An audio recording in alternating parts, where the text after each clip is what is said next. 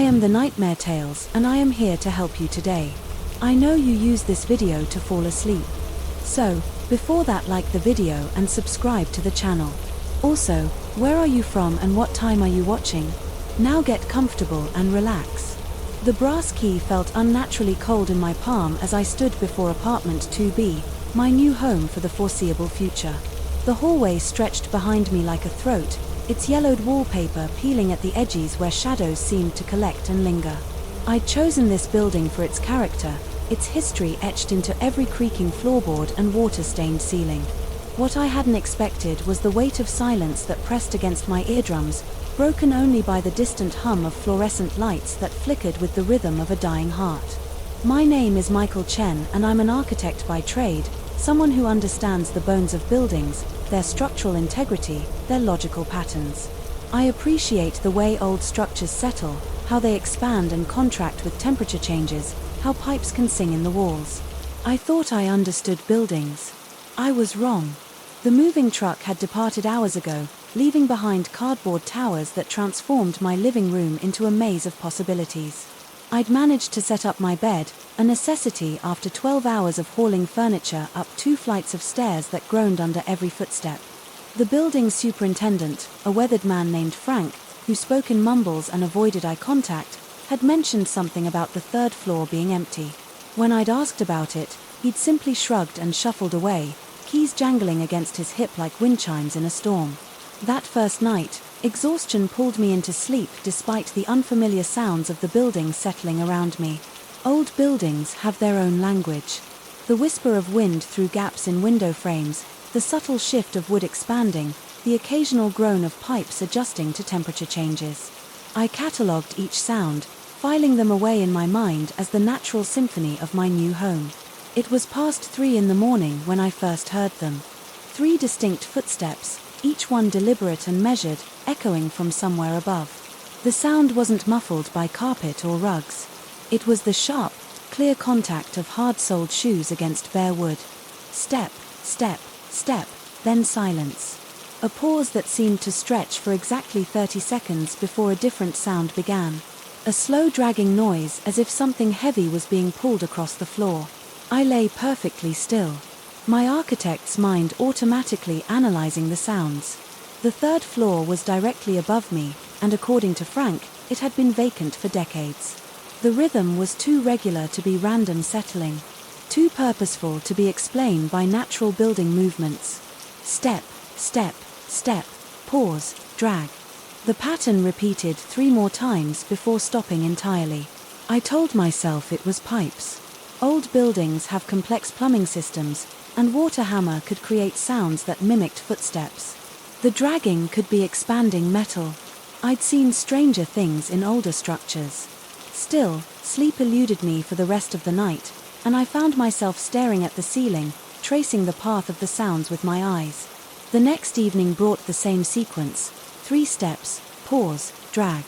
The timing was identical, starting at 3:17 a.m. and lasting approximately 8 minutes. I began keeping a notebook beside my bed, documenting the occurrences with the precision I'd learned in my profession. Patterns were important. Patterns could be explained. By the 4th night, I decided to investigate. The 3rd floor hallway was darker than the others, illuminated only by a single bulb that cast sickly yellow light across faded carpet. The air felt thicker here, weighted with decades of stillness. Apartment 3B sat at the end of the corridor, its door painted a deep green that had faded to the color of old moss. As I approached, my footsteps seemed unnaturally loud, echoing off walls that felt closer together than they should have been. The door was slightly ajar.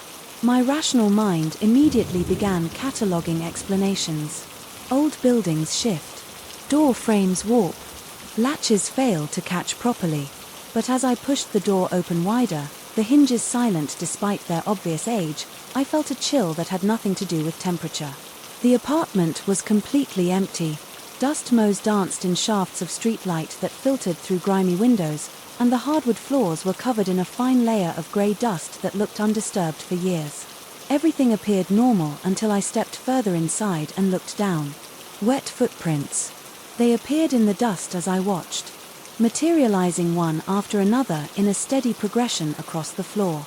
Not the kind of water that might condense from humidity, but actual puddles that seemed to emerge from nothing, each one shaped like the sole of a man's dress shoe. The prints led from where I stood to the center of the room, where they stopped abruptly. I stood frozen, my breath catching in my throat as I watched the impossible happen before my eyes.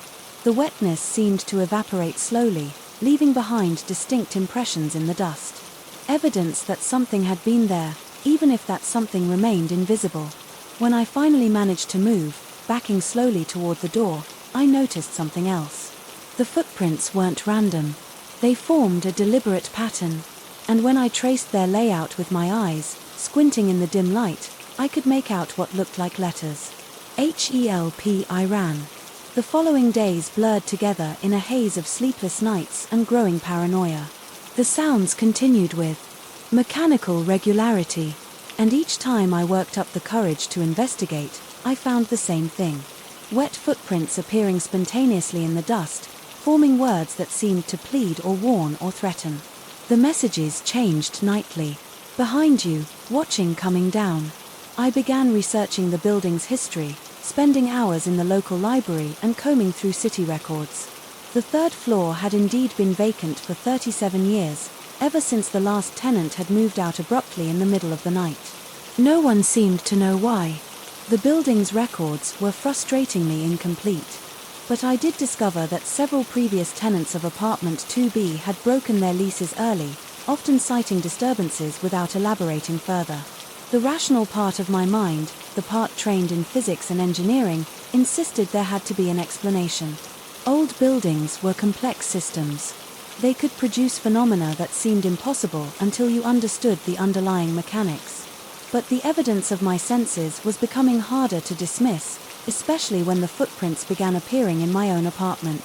The first time I found them, I was sitting at my kitchen table reviewing blueprints for a client project. The wet marks materialized on the hardwood floor behind me, visible in my peripheral vision as I worked. When I turned to look directly at them, they were gone, leaving only the faintest damp outline that could have been mistaken for a trick of the light. But I knew what I'd seen. The prints began appearing more frequently, always when I wasn't looking directly at the floor, always in the same deliberate pattern leading from my front door toward my bedroom. I started sleeping on the couch, but the footprints followed, appearing on the living room floor and oriented toward wherever I was resting. My personal belongings began disappearing.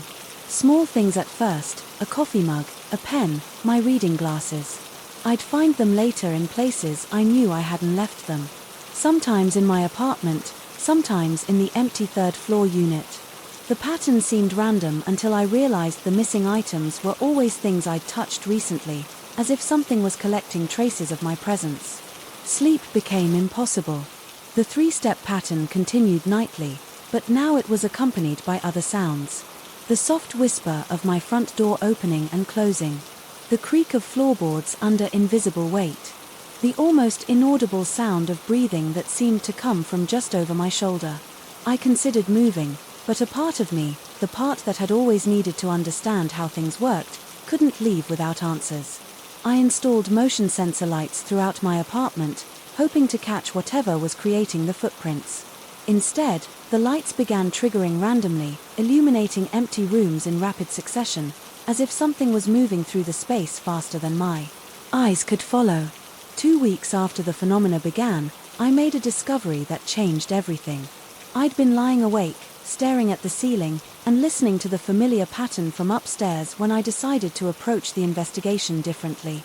Instead of trying to catch the entity in the act, I would focus on documenting the messages themselves. I grabbed my phone and climbed to the third floor where I found the usual scene. Wet footprints materializing in the dust, forming letters with careful precision. But this time, instead of reading them from ground level, I climbed onto a chair and photographed them from above. The perspective changed everything. What I had been reading as individual words were actually parts of a larger message, one that could only be understood when viewed from overhead. The footprints formed sentences, paragraphs, entire passages that told a story I wasn't sure I wanted to understand. The first night's message, when seen from above, read, The building remembers everyone who lives here. It holds on to their impressions, their fears, their final moments before they realize they never actually left. The second night, you think you moved into this apartment, but what if you never moved out of the last place you lived? What if you've been walking through memories this entire time? The third night was the most disturbing. Check the lease you signed. Check the date. Check your reflection in the morning. Really look at it. Count the days since you've spoken to another human being. My hands trembled as I scrolled through the photographs, reading message after message that seemed designed to undermine my grasp on reality. The footprints spoke of residents who had become trapped in the building's memory, doomed to repeat their daily routines without realizing they had never actually left. They described a structure that existed partially outside normal time and space, collecting the echoes of everyone who had ever lived within its walls. The final message was the most chilling. Michael Chen, apartment 2B, moved in February 15th. But what year, Michael? What year is it really? I rushed back to my apartment and found my lease agreement. The document I had signed just weeks ago. The paper was yellowed with age, and the date at the top read February 15th, 1987. 37 years ago. The same year the third floor had been vacated. My reflection in the bathroom mirror showed a face I recognized, but the eyes looking back at me held a hollowness I had never noticed before. How long had I been standing here staring at myself? How many times had I brushed my teeth, combed my hair, gone through the motions of living without actually being alive? I tried to remember the last time I had spoken to another person, really spoken to them. Frank, the superintendent, had mumbled and avoided eye contact. But had he actually said any words? The moving truck drivers had unloaded my furniture, but I couldn't recall any conversation, any receipt or tip or casual goodbye. The phone in my pocket felt cold and dead. When I tried to turn it on, the screen remained black. When had I last charged it? When had I last used it? The footprints in my apartment were still forming their nightly patterns. But now I understood what they were trying to tell me. They weren't leading toward my bed. They were showing me the path I had walked every night for 37 years. The same route from door to bedroom, bedroom to bathroom, bathroom to kitchen, in an endless cycle of routine that had worn grooves in reality itself. I was the ghost in apartment 2B. I was the disturbance that had driven away previous tenants. The presence that left wet footprints in the dust of my own memories. The sounds from the third floor weren't coming from above. They were echoing up from below. From the apartment where I had died decades ago, where my consciousness still believed it was living. But even as this realization crashed over me like a cold wave, a part of my mind resisted. The rational part, the architect's mind that understood structure and logic, insisted that this was all elaborate hallucination, a complete mental breakdown brought on by stress and isolation. The symptoms were textbook auditory hallucinations, visual disturbances, paranoid thinking, false memories. Maybe I had never found any footprints. Maybe I had created them myself, walking through flour or water in some dissociative state. Maybe the lease was dated correctly and my confusion about the year was just another symptom of whatever psychological crisis I was experiencing. Maybe I was sitting in a hospital room somewhere having conversations with doctors about antipsychotic medications and treatment plans while my damaged mind constructed this elaborate scenario to avoid facing reality. Or maybe I had died 37 years ago and spent every night since then climbing to the third floor, leaving messages for the next resident who would move into apartment 2B, trying to warn them about the building's true nature before they too became trapped in its memory. I don't know which version is true. I may never know. What I do know is that every night at 3:17 a.m., I hear footsteps from the apartment above mine. 3 steps, a pause, then a long dragging sound. And every night I climb those stairs and watch wet footprints appear in the dust, forming messages that I read and photograph and try to understand. Sometimes the messages are for me. Sometimes they seem to be written by me for someone else who hasn't arrived yet. Tonight, as I write this, the footprints spelled out something new. Michael Chen is writing his story. Someone will read it. Someone will move into apartment 2B and find these words. Tell them to look up. Tell them to count the days. Tell them to question everything they think they know about linear time. But here's what troubles me most. I don't remember writing any of this down. I don't remember when I started. And I can't seem to stop. Story 2. The house smelled like dust and decades of silence when I first stepped through the grandfather's front door. My camera bag felt heavier than usual as I surveyed the dim interior. Shadows stretching across hardwood floors that creaked with every footstep. Mirrors lined the walls in nearly every room. Ornate Victorian pieces with tarnished silver frames, their surfaces clouded by age and neglect. My grandfather had always been particular about mirrors, though I'd never understood why until now. I'd inherited this place along with his photography equipment, a collection spanning 60 years of capturing moments that would never return. The irony wasn't lost on me. David Hartwell, professional photographer for 2 decades, standing in a house full of reflective surfaces that seemed to watch back. The first week passed without incident. I spent my days cataloguing grandfather's possessions and my evenings reviewing the shots I'd taken during my exploration of the property. The house had character. Weathered shutters that filtered afternoon light into geometric patterns. Doorways that framed themselves like natural compositions. Windows that seemed to hold stories in their warped glass. It was while reviewing Tuesday's photos that I noticed something peculiar. I'd been photographing the main hallway, a corridor lined with 3 mirrors of different sizes. In the image, I stood centered in the frame, camera raised to my eye. But my reflection in the leftmost mirror showed something different. While I faced forward in the photograph, my reflection appeared to be turning away, caught mid-motion as if anticipating my next movement. I stared at the screen until my eyes burned. Digital photographs didn't lie the way memory could. I scrolled through the sequence frame by frame. In each subsequent shot, my reflection seemed to move independently, always a beat ahead of my actual position. By the final image, my reflection had turned completely around, showing me the back of my own head while I faced the camera. My hands trembled slightly as I zoomed in.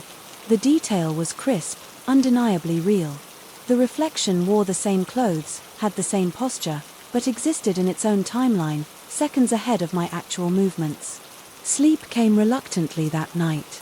Every mirror in the house seemed to pulse with a subtle awareness, as if the surfaces themselves were holding their breath. I found myself avoiding them, keeping my eyes fixed on the floor or ceiling as I moved through the corridors. The next morning brought fresh horror. I'd set up a shot in the living room, adjusting my tripod to capture the interplay of morning light through the lace curtains. The room held an antique vanity with a trifold mirror, its 3 panels creating multiple angles of the same space. As I worked, I caught glimpses of movement in my peripheral vision.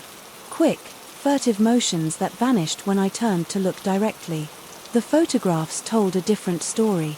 In them, my reflections moved independently across all 3 mirror panels, creating a choreography I had never performed. One reflection raised its hand while I kept both arms at my sides. Another turned its head while I stared straight ahead. The third seemed to be speaking, mouth open mid-word, though I had remained silent throughout the entire shoot. I reviewed the images obsessively, zooming in until the pixels became visible, searching for some technical explanation. Chromatic aberration, motion blur, some trick of light or shadow that could explain what my camera had captured. But the reflections were sharp, clearly defined, impossible to dismiss as photographic anomalies. By the 4th day, the reflections had begun appearing where they shouldn't exist.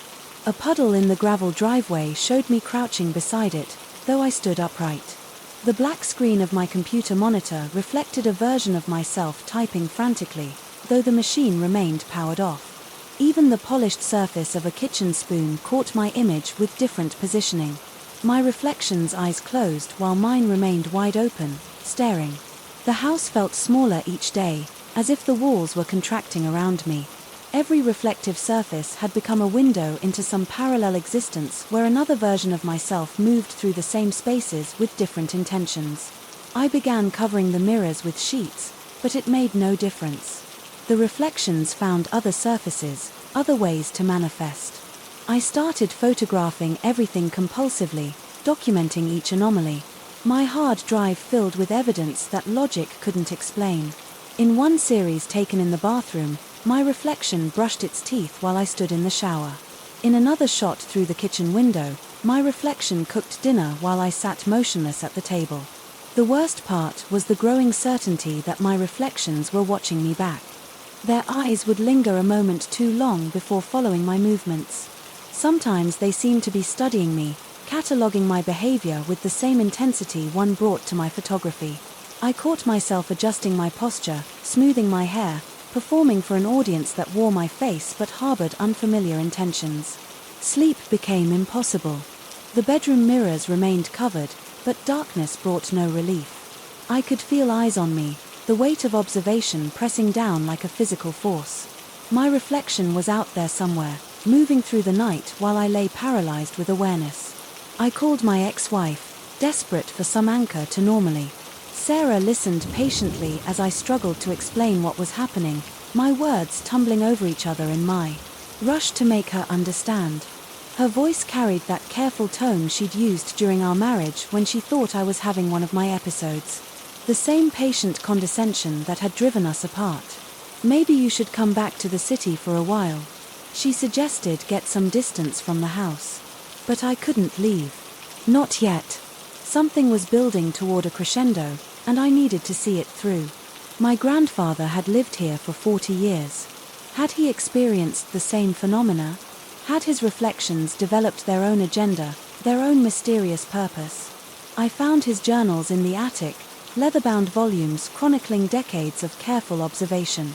His handwriting grew increasingly erratic as the entries progressed, describing the same anomalies I'd been experiencing.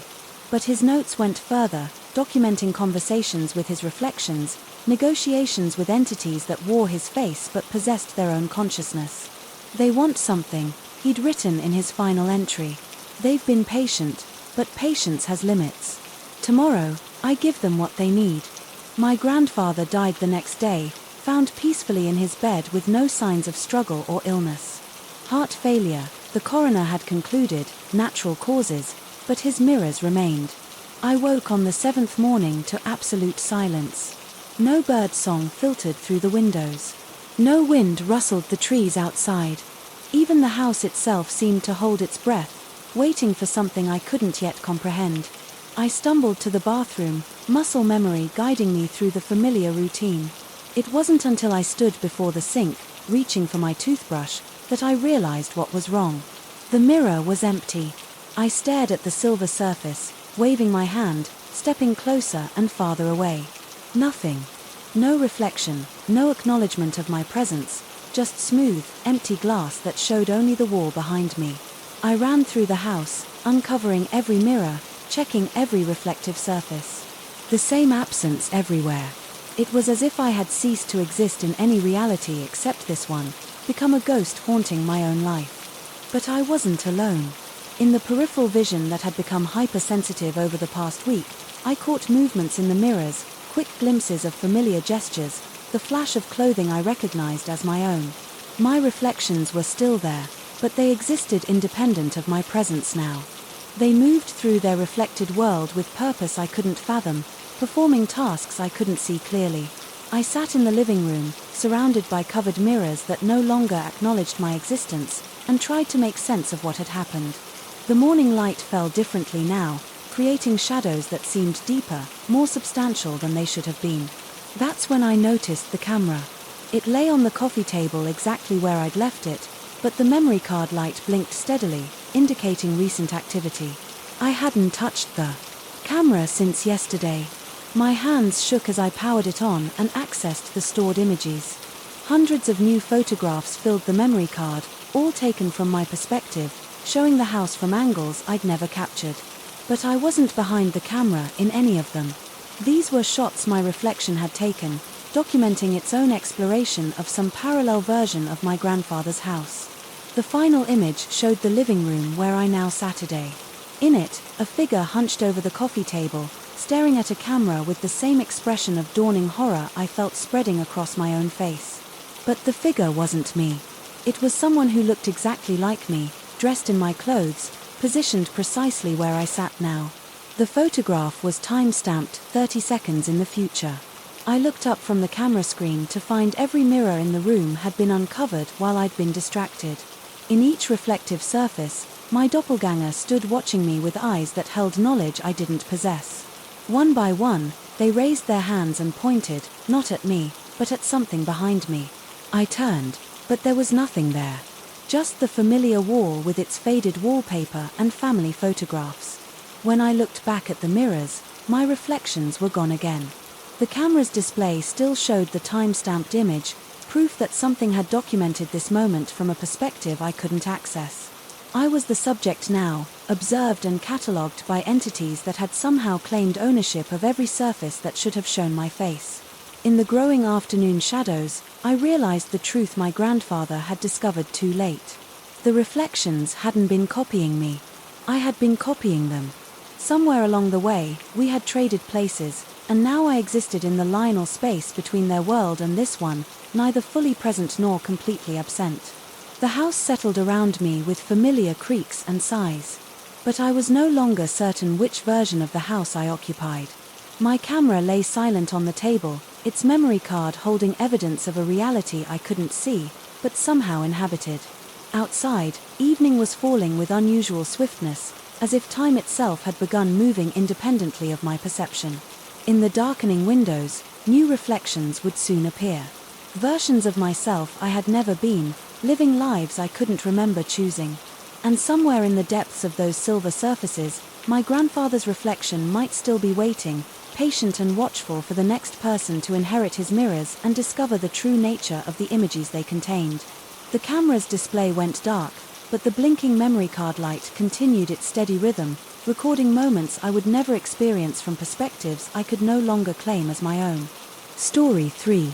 The first time I heard them, I convinced myself it was just the old building settling. Metal expanding and contracting, pipes creaking through decades of neglect. Every abandoned structure has its own language of decay. But that was before they started saying my name. My shift begins at 11 p.m. when the renovation crew has long since packed up their tools and left the Hartwell factory to whatever ghosts still haunt its corridors. As lead engineer on the restoration project, I'm responsible for the overnight security inspections, ensuring the integrity of the structural work and monitoring the environmental systems. It's solitary work which suits me fine. Always has. The building dates back to 1947, a sprawling complex that once manufactured automobile parts before the industry moved overseas. Now, some tech startup has purchased it for conversion into office spaces, determined to preserve the industrial aesthetic while gutting the interior for modern use. Most of the old machinery has been removed, leaving cavernous spaces filled with scaffolding and the skeletal remains of assembly lines.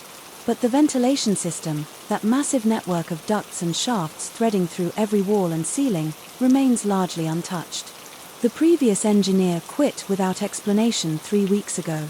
Personnel cited personal reasons, but the day manager mentioned something about him becoming increasingly agitated during his final shifts, complaining about sounds in the walls. I dismissed it as job stress.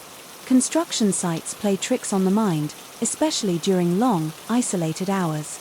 My first night passed without incident. I completed my rounds methodically, checking each floor and documenting any issues in my tablet. The building felt vast and hollow, my footsteps echoing through empty corridors lined with exposed brick and industrial piping. The ventilation grates scattered throughout the space like metal wounds remained silent except for the occasional whisper of air movement. It was the second night when I first heard them distinctly. I was inspecting the third floor, running my flashlight along a section of newly installed ductwork when a sound drifted from the nearest grate. Soft, rhythmic, almost conversational, like distant voices carrying through the metal passages. I pressed my ear against the wall, straining to make sense of the sounds.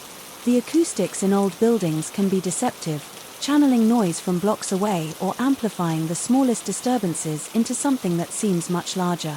But these voices had an intentional quality, a cadence that suggested actual conversation rather than random mechanical noise. I couldn't make out words. The language seemed foreign, possibly Eastern European, or perhaps just distorted by its journey through the ductwork. Still, there was something unsettling about the way the sounds seemed to respond to each other, rising and falling in patterns that suggested meaning. I documented the incident in my report, noting possible acoustic phenomena from neighboring buildings or delayed echoes from the day crew's work. Rational explanations felt important, even if they didn't entirely convince me. The third night, they said my name. I was on the ground floor checking the main air intake system when I heard it clearly through the grate beside my head. Robert, not shouted or whispered, but spoken in a normal conversational tone, as if someone were standing just beyond the metal slats. I froze, my hand still gripping the wrench I'd been using to check the mounting bolts. Silence followed. Complete oppressive silence that seemed to press against my eardrums. Then, after what felt like minutes but was probably only seconds, another voice responded in that same unidentifiable language. This second voice was different, higher in pitch with an accent I couldn't place. They were having a conversation and they knew my name. I called out, feeling foolish even as I did it. My voice echoed through the empty factory floor, bouncing off concrete and steel until it faded into nothing. The ventilation system offered no response. That night, I decided to bring a digital recorder. The device was small enough to fit in my pocket, sensitive enough to capture even faint sounds. If these voices were real, if they weren't just auditory hallucinations brought on by isolation and sleep deprivation, then I would have proof. Evidence that I could analyze, replay, perhaps even enhance to determine their source. For 3 nights, the recorder captured nothing but ambient noise. The gentle movement of air through ducts, the settling of old metal, the distant hum of the building's heating system. I began to wonder if the stress of the job was affecting me more than I'd realized. Isolation can do strange things to the mind, and I'd been working alone for weeks now. Then, on the 7th night, they returned. I was in the basement checking the main air circulation unit when the voices erupted from multiple grates simultaneously. Not whispers this time, but clear, distinct conversation in that unknown language. I fumbled for the recorder, my hands shaking as I pressed the record button and held the device toward the nearest vent. For nearly 10 minutes, they continued talking. Sometimes the voices overlapped, as if multiple conversations were happening at once. Other times they seemed to be addressing each other directly, their tones shifting from casual to urgent to something that sounded almost like concern. And throughout it all, I heard my name repeated at irregular intervals, always pronounced with perfect clarity, despite the otherwise incomprehensible words surrounding it. When the voices finally stopped, the silence felt different. Expectant, as if something were waiting for my response. I played back the recording immediately, eager to confirm what I'd heard, but instead of the clear conversation I'd just witnessed, the playback revealed only a single voice speaking in what sounded like German. The tone was conversational, even friendly, but it was definitely just one person talking, no overlapping dialogue, no multiple speakers, just a lone voice rambling in a language I didn't understand. I played it again. This time, the recording contained 2 voices speaking what might have been Spanish. Their conversation punctuated by long pauses, again, completely different from what I'd heard in real time. A third playback revealed a woman's voice singing softly in what sounded like French. Each replay produced different voices, different languages, different conversations. But in every version, at some point, I heard my name spoken clearly in unaccented English. I stopped listening after the 5th playback when the recording began playing what sounded like a heated argument between multiple people speaking in tongues, occasionally interrupted by someone calmly repeating my name like a mantra. That's when I began to understand that something was fundamentally wrong with this place or with me. The rational part of my mind insisted on logical explanations. Digital recording errors, compression artifacts, electromagnetic interference from the building's electrical systems. All of these could theoretically cause the strange playback variations. But the consistency of my name appearing in every version suggested something more deliberate, more purposeful than random technical glitches. I started carrying the recorder everywhere during my shifts, leaving it running continuously. The resulting files were hours long, mostly containing ambient building noise and my own movements, but scattered throughout were brief episodes of voices, always different on playback, always including my name, always stopping the moment I tried to interact with them. More disturbing was what I began to notice in my own behavior on the recordings. When the voices were speaking, there were long periods where I could be heard breathing heavily, sometimes muttering responses to questions I couldn't remember hearing. In one particularly unsettling file, I discovered nearly 20 minutes of what sounded like a phone conversation with me responding to someone whose voice wasn't captured by the microphone. I had no memory of talking to anyone during that shift. The voices became bolder as the days passed. They started responding to my thoughts before I voiced them. I would approach a section of ductwork intending to check for loose connections. And before I could begin my inspection, a voice would emerge from the grate commenting on the electrical work, sometimes offering suggestions in that same unidentifiable language. When I moved to a different area, other voices would pick up the conversation, discussing my location and activities as if they were tracking my progress through the building. The ductwork itself began to change in subtle ways. The metal vibrated sometimes, even when the air circulation system was off. A few grates seemed loose in their mounts, rattling slightly when I passed, though they were secure when I checked them. And there was a smell, not unpleasant exactly, but organic and unfamiliar, like wet earth mixed with something metallic. On the 15th night, I found the first drops of the dark substance. It was seeping from a grate on the second floor, a viscous liquid that looked almost black in my flashlight beam, but showed an oily rainbow sheen when I moved the light. The substance had a consistency somewhere between syrup and tar, and it smelled like copper pennies mixed with decomposing leaves. I collected a sample in a small container, intending to have it analyzed. But when I checked the container the next morning, it was empty except for a faint residue that looked like ordinary dust. More grates began weeping the substance over the following nights. Not every vent, but enough that I started carrying absorbent pads to clean up the mess. The liquid never pooled. It seemed to disappear into the floor or evaporate, leaving only that faint dusty residue behind. But while it was fresh, it had an unsettling quality, seeming to move slightly even when there was no air current to disturb it. The voices became more insistent. They spoke more frequently for longer periods and with what sounded like increasing urgency. Though I still couldn't understand their words, their tone had shifted from casual conversation to something that sounded like coordination, rapid exchanges of information, confirmations, sometimes what seemed like warnings or instructions. And they were definitely talking about me. I caught fragments that sounded like directions, left, right, up, down, mixed into the foreign words. Sometimes I heard what might have been measurements or distances. It was as if they were mapping my movements, documenting my routes through the building, creating some kind of record of my activities. But mapping them for what or for whom? The answer came on the 20th night in a moment of terrifying clarity that I still struggled to accept. I was in the main assembly area checking the ventilation system's central distribution point when every grate in the building began speaking at once. Not the usual scattered conversations, but a coordinated chorus of voices all talking rapidly in that unknown language. The sound was overwhelming, echoing through the vast space like a crowd of people all trying to speak over each other. And then, cutting through the chaos, I heard something that made my blood freeze. My own voice speaking calmly and clearly through the nearest grate. But I wasn't talking. I was standing there, mouth closed, listening in horror as my voice described my exact location and activities to the other voices. It told them I was checking the central unit, that I was alone, that I was approximately 6 feet from the main duct access pane. It provided measurements describing the distance to various exits and the layout of the surrounding area. The other voices responded with what sounded like satisfaction, their rapid chatter shifting to a more organized pattern.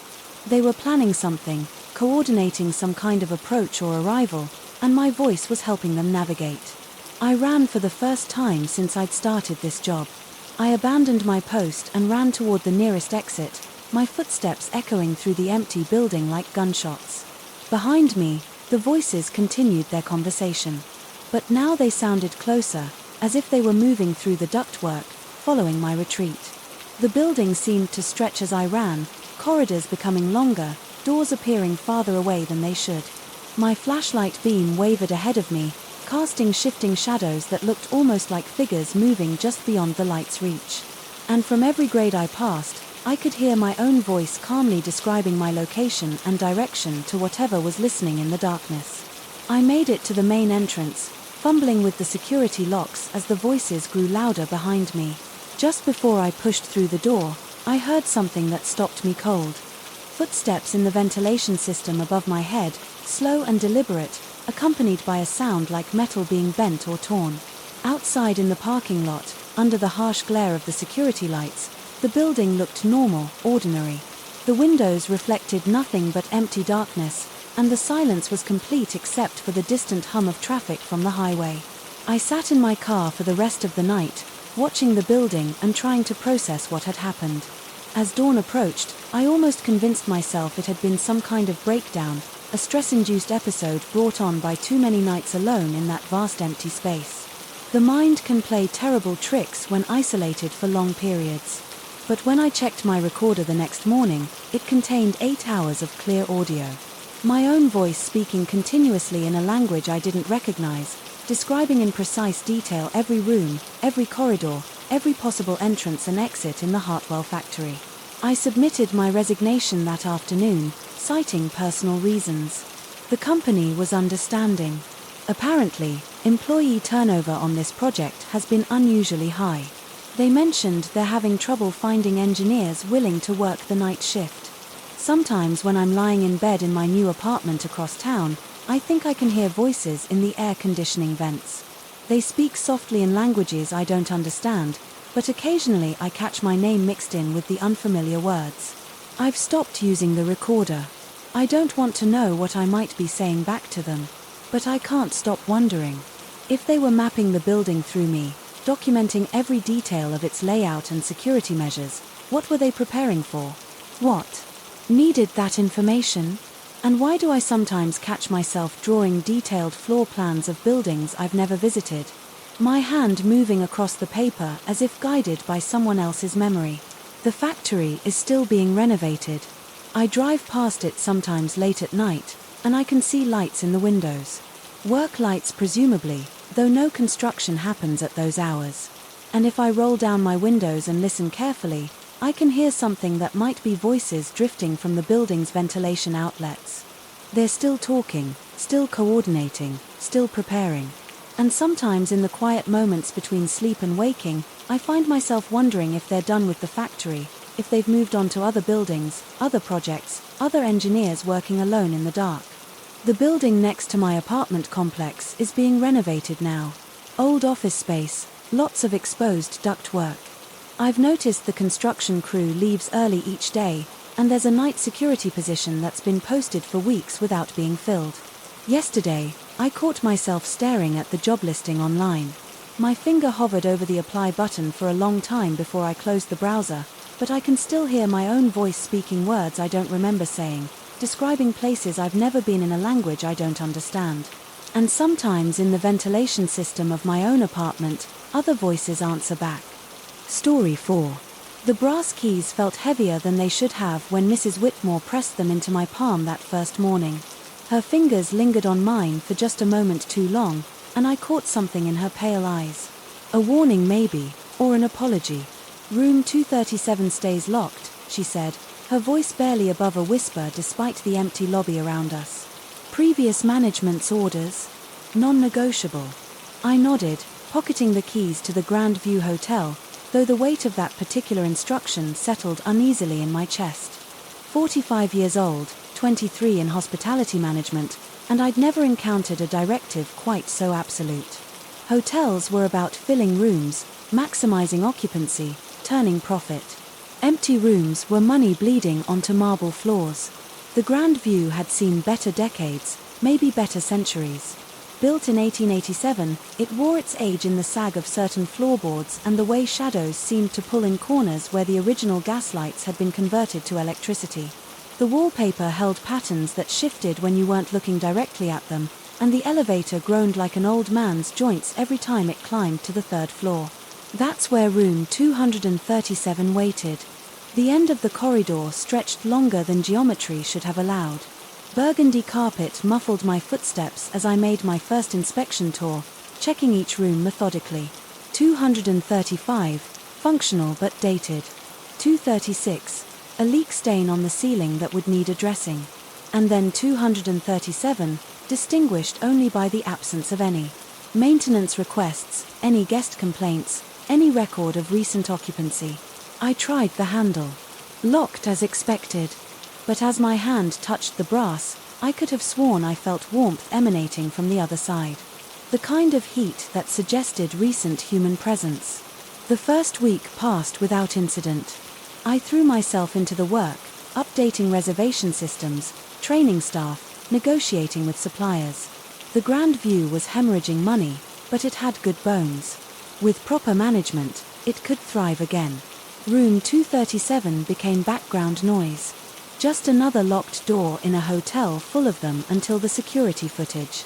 Sarah, our night desk clerk, approached me on Tuesday with circles under her eyes and coffee-stained fingernails. She'd been fast-forwarding through the previous night's recordings when she spotted it. Movement in 237's feed. The weird thing is, she explained, rewinding the digital timestamp to 3:33 a.m. Look at the hallway camera. The corridor remained empty. No one walking, no one approaching the door. Now watch the room camera. The feed switched to an interior view of 237, and my breath caught. A translucent figure moved through the frame, tall, wearing what looked like a dark suit, but the edges wavered like heat mirages. It appeared already inside the room as if materializing from nothing. For 17 minutes, it paced, sat on the bed, moved through what seemed like a routine. Then it simply faded.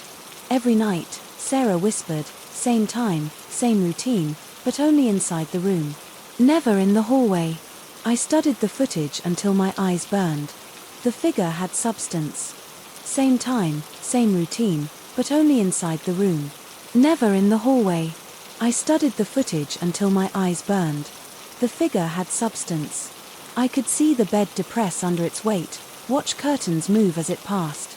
But when I checked the room that afternoon, using my master key to override Mrs. Whitmore's directive, everything appeared normal except for the bed. The coverlet was disturbed. Sheets pulled back on one side as if someone had spent the night. Fresh wrinkles creased the pillow. In the bathroom, a towel hung damp on the rack, though the housekeeping log showed no entry for months. I rationalized. Old building, old pipes. Humidity could explain the towel. The bed. Perhaps housekeeping had entered without logging it. Simple explanations for simple mysteries. But simple explanations couldn't account for what began happening to the other guests. Mr. Patterson in 235 complained about knocking sounds coming through his wall. The wall he shared with. 237, rhythmic tapping that started around midnight and continued until dawn. When I offered to move him to another room, he declined, saying the sounds had almost formed a pattern like Morse code, and he was determined to decipher the message. Mrs. Chen in 236 reported hearing whispered conversations in the hallway outside her door. Always in the early morning hours, always the same voice repeatedly saying, "Come visit. Room's ready for you." She'd peer through the peephole, but see nothing except the empty corridor. The Hendersons in 234 mentioned the strange behavior of the hallway lights. Every night around 3:30, the fixtures would begin flickering in sequence, starting from the elevator and moving steadily toward the end of the hall. The pattern never varied. 3 quick flashes, pause, 3 more, pause, then a steady glow that seemed to beckon. I started sleeping at the hotel. Not officially, just staying late, reviewing paperwork in the lobby, telling myself I was being thorough. But really, I was waiting, watching. The security monitors became my evening entertainment, though I could never bring myself to look directly at the 237 feed when 333 approached. 3 weeks into my tenure, I finally worked up the courage. The translucent figure appeared on schedule, materializing inside the room like smoke taking human shape. This time, though, it seemed to pause in its routine. For one impossible moment, it turned toward the camera, toward me, and I felt the distinct sensation of being seen, recognized. The figure raised one wavering hand, and I realized it was holding something. Paper, documents of some kind.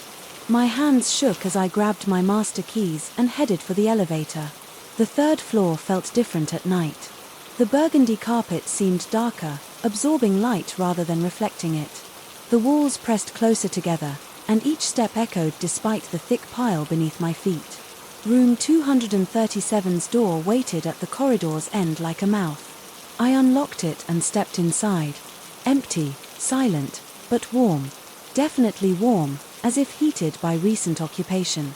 The bed showed fresh disturbance, and that damp towel hung in the bathroom. But no figure, no papers, no explanation for what the cameras captured nightly, except on the nightstand, I found a single sheet of aged hotel stationery. My name was written across the top in elegant script for James Morrison, permanent guest. Below that, a room number 237. The paper felt real enough. The ink had weight, substance, but when I lifted it toward the light, the words seemed to shift and blur, rearranging themselves into messages I couldn't quite read. I pocketed the paper and left the room, double-locking the door behind me. Sleep became elusive after that. Even in my own apartment across town, I'd wake at 3:33 a.m. with the sensation that someone was watching me. The city sounds, traffic, sirens, late-night voices, all seemed muffled, as if heard through water or from a great distance. And underneath it all, I could swear I heard the faint sound of a hotel door opening and closing. During the day, I researched the Grand View's history. The local library's archives yielded newspaper clippings about the hotel's grand opening, society events from its heyday, and eventually its slow decline. But nowhere could I find any mention of unusual incidents, unexplained deaths, or reasons why a room might be permanently sealed. The hotel's own records proved more illuminating and infinitely more disturbing. I found the original guest registry in a filing cabinet that should have been empty, leather-bound volumes dating back to the hotel's opening, filled with careful entries and flowing script. Names, dates, room assignments, all meticulously recorded. I started with recent years and worked backward, looking for patterns for mentions of room 237. The entries grew older, the handwriting more archaic, but the record-keeping remained consistent until I reached 1978. My finger traced down the page, past names I didn't recognize, dates from before I was born, and they're in careful blue ink. James Morrison, room 237, permanent resident. The entry was dated 3 years before my birth. I checked the year again, looked at the surrounding entries. Everything else appeared normal. Travelers, businessmen, families passing through. But my name sat there like an anchor, holding down a page from a past I'd never lived. I flipped forward, then backward. Every few months, another entry. James Morrison, room 237. Always the same handwriting, always the same designation, permanent resident. The entries continued right up to the present day. My vision blurred as I tried to process what I was seeing. Some kind of clerical error, obviously, a previous guest with the same name, maybe. Coincidence piled upon coincidence until they formed a mountain of impossibility. But the handwriting looked familiar. I pulled out the hotel stationery from my pocket, the paper I'd found in room 237, compared the script, the elegant curves, the particular way the M in Morrison was formed, the slight leftward slant of the letters, identical. The registry fell from my hands, pages fluttering open to reveal more entries, more dates, more instances of my name scattered throughout decades of records. And as I stood there in the hotel's basement storage room, surrounded by boxes of old files and the smell of aging paper, I heard it. Footsteps above my head. Slow, measured steps crossing the lobby, approaching the elevator, the mechanical groan of gears engaging, cables moving, the car ascending to the 3rd floor. I checked my watch. 3:33 a.m., but I was in the basement. I hadn't gone to room 237. I was here, surrounded by evidence of something I couldn't understand, holding papers that proved the impossible. The footsteps continued overhead, moving down the 3rd floor corridor with purpose and familiarity. I heard the soft jingle of keys, the click of a lock disengaging, the whisper of a door opening and closing, then silence. I climbed the stairs on unsteady legs, my heart hammering against my ribs. The lobby sat empty just as I'd left it. The elevator rested on the 3rd floor, though I was certain it had been on the ground level when I went downstairs. The security monitors showed the usual feeds. Empty hallways, vacant lobby, peaceful guest rooms. I couldn't bring myself to look at the camera for room 237. Instead, I took the stairs to the third floor. The corridor stretched before me, longer than ever, with that single door waiting at the far end. Light leaked from beneath it. Warm yellow light that seemed to pulse gently, like breathing. I walked toward it, my feet sinking deep into the burgundy carpet. Each step felt heavier than the last, as if the air itself was thickening around me. The walls seemed to bend inward, creating a tunnel effect that drew me forward. Whether I wanted to go or not. At the door, I pressed my ear against the wood, movement inside, the creak of bed springs, the soft rustle of fabric, and underneath it all, a sound that froze my blood. Humming. A low, tuneless humming that seemed to vibrate through the door and into my bones. I knew that tune. Had hummed it myself countless times without knowing where I'd learned it. My hand found the doorknob before I realized I was reaching for it. The brass felt warm, welcoming, familiar, like coming home after a long journey. The lock turned without resistance. Inside, room 237 waited exactly as I remembered it from my daytime inspections. Queen bed with burgundy coverlet, mahogany dresser, high-back chair by the window. Nothing unusual, nothing out of place, except for the figure sitting in the chair. It wasn't translucent anymore, solid, real, wearing a dark suit that might have been fashionable 40 years ago. Its face remained turned toward the window, but I could see enough of the profile to recognize the shape of the jaw, the particular angle of the nose. It was me, not a younger version or an older one. Just me sitting calmly in a chair, humming that familiar tune while looking out at the city lights below. "You're early tonight," the figure said without turning around. The voice was mine, too, but with a strange echo, as if spoken from the bottom of a well. I tried to respond, but my throat had closed. This couldn't be happening. Stress, that's all. Too many late nights, too much pressure, too many strange coincidences piling up until my mind created its own explanations. "I've been waiting a long time for you to find the registry," the figure continued. "Did you notice the handwriting?" I managed to nod, though it couldn't see me. "Practice," it said, finally turning to face me. Decades of practice, writing the same name over and over, making sure the record stayed consistent. The face was exactly mine, but somehow ancient, tired in a way that went beyond simple exhaustion. The eyes held depths I didn't recognize, shadows I'd never cast. "You have questions," it said. "But questions assume there are answers. Sometimes there are just facts. And the fact is, you belong here. You've always belonged here." I found my voice, though it came out as barely a whisper. "This isn't real. Reality is more flexible than you think.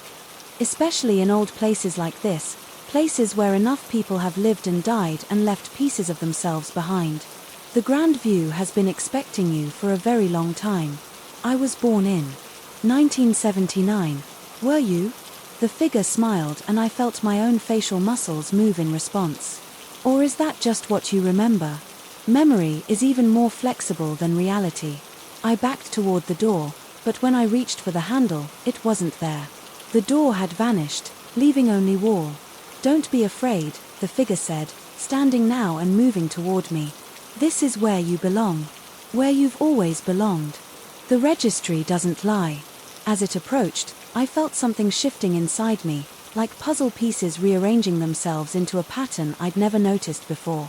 Memories that might not be memories. A life that might not be real. A name written in registries before I was born by a hand that might be mine.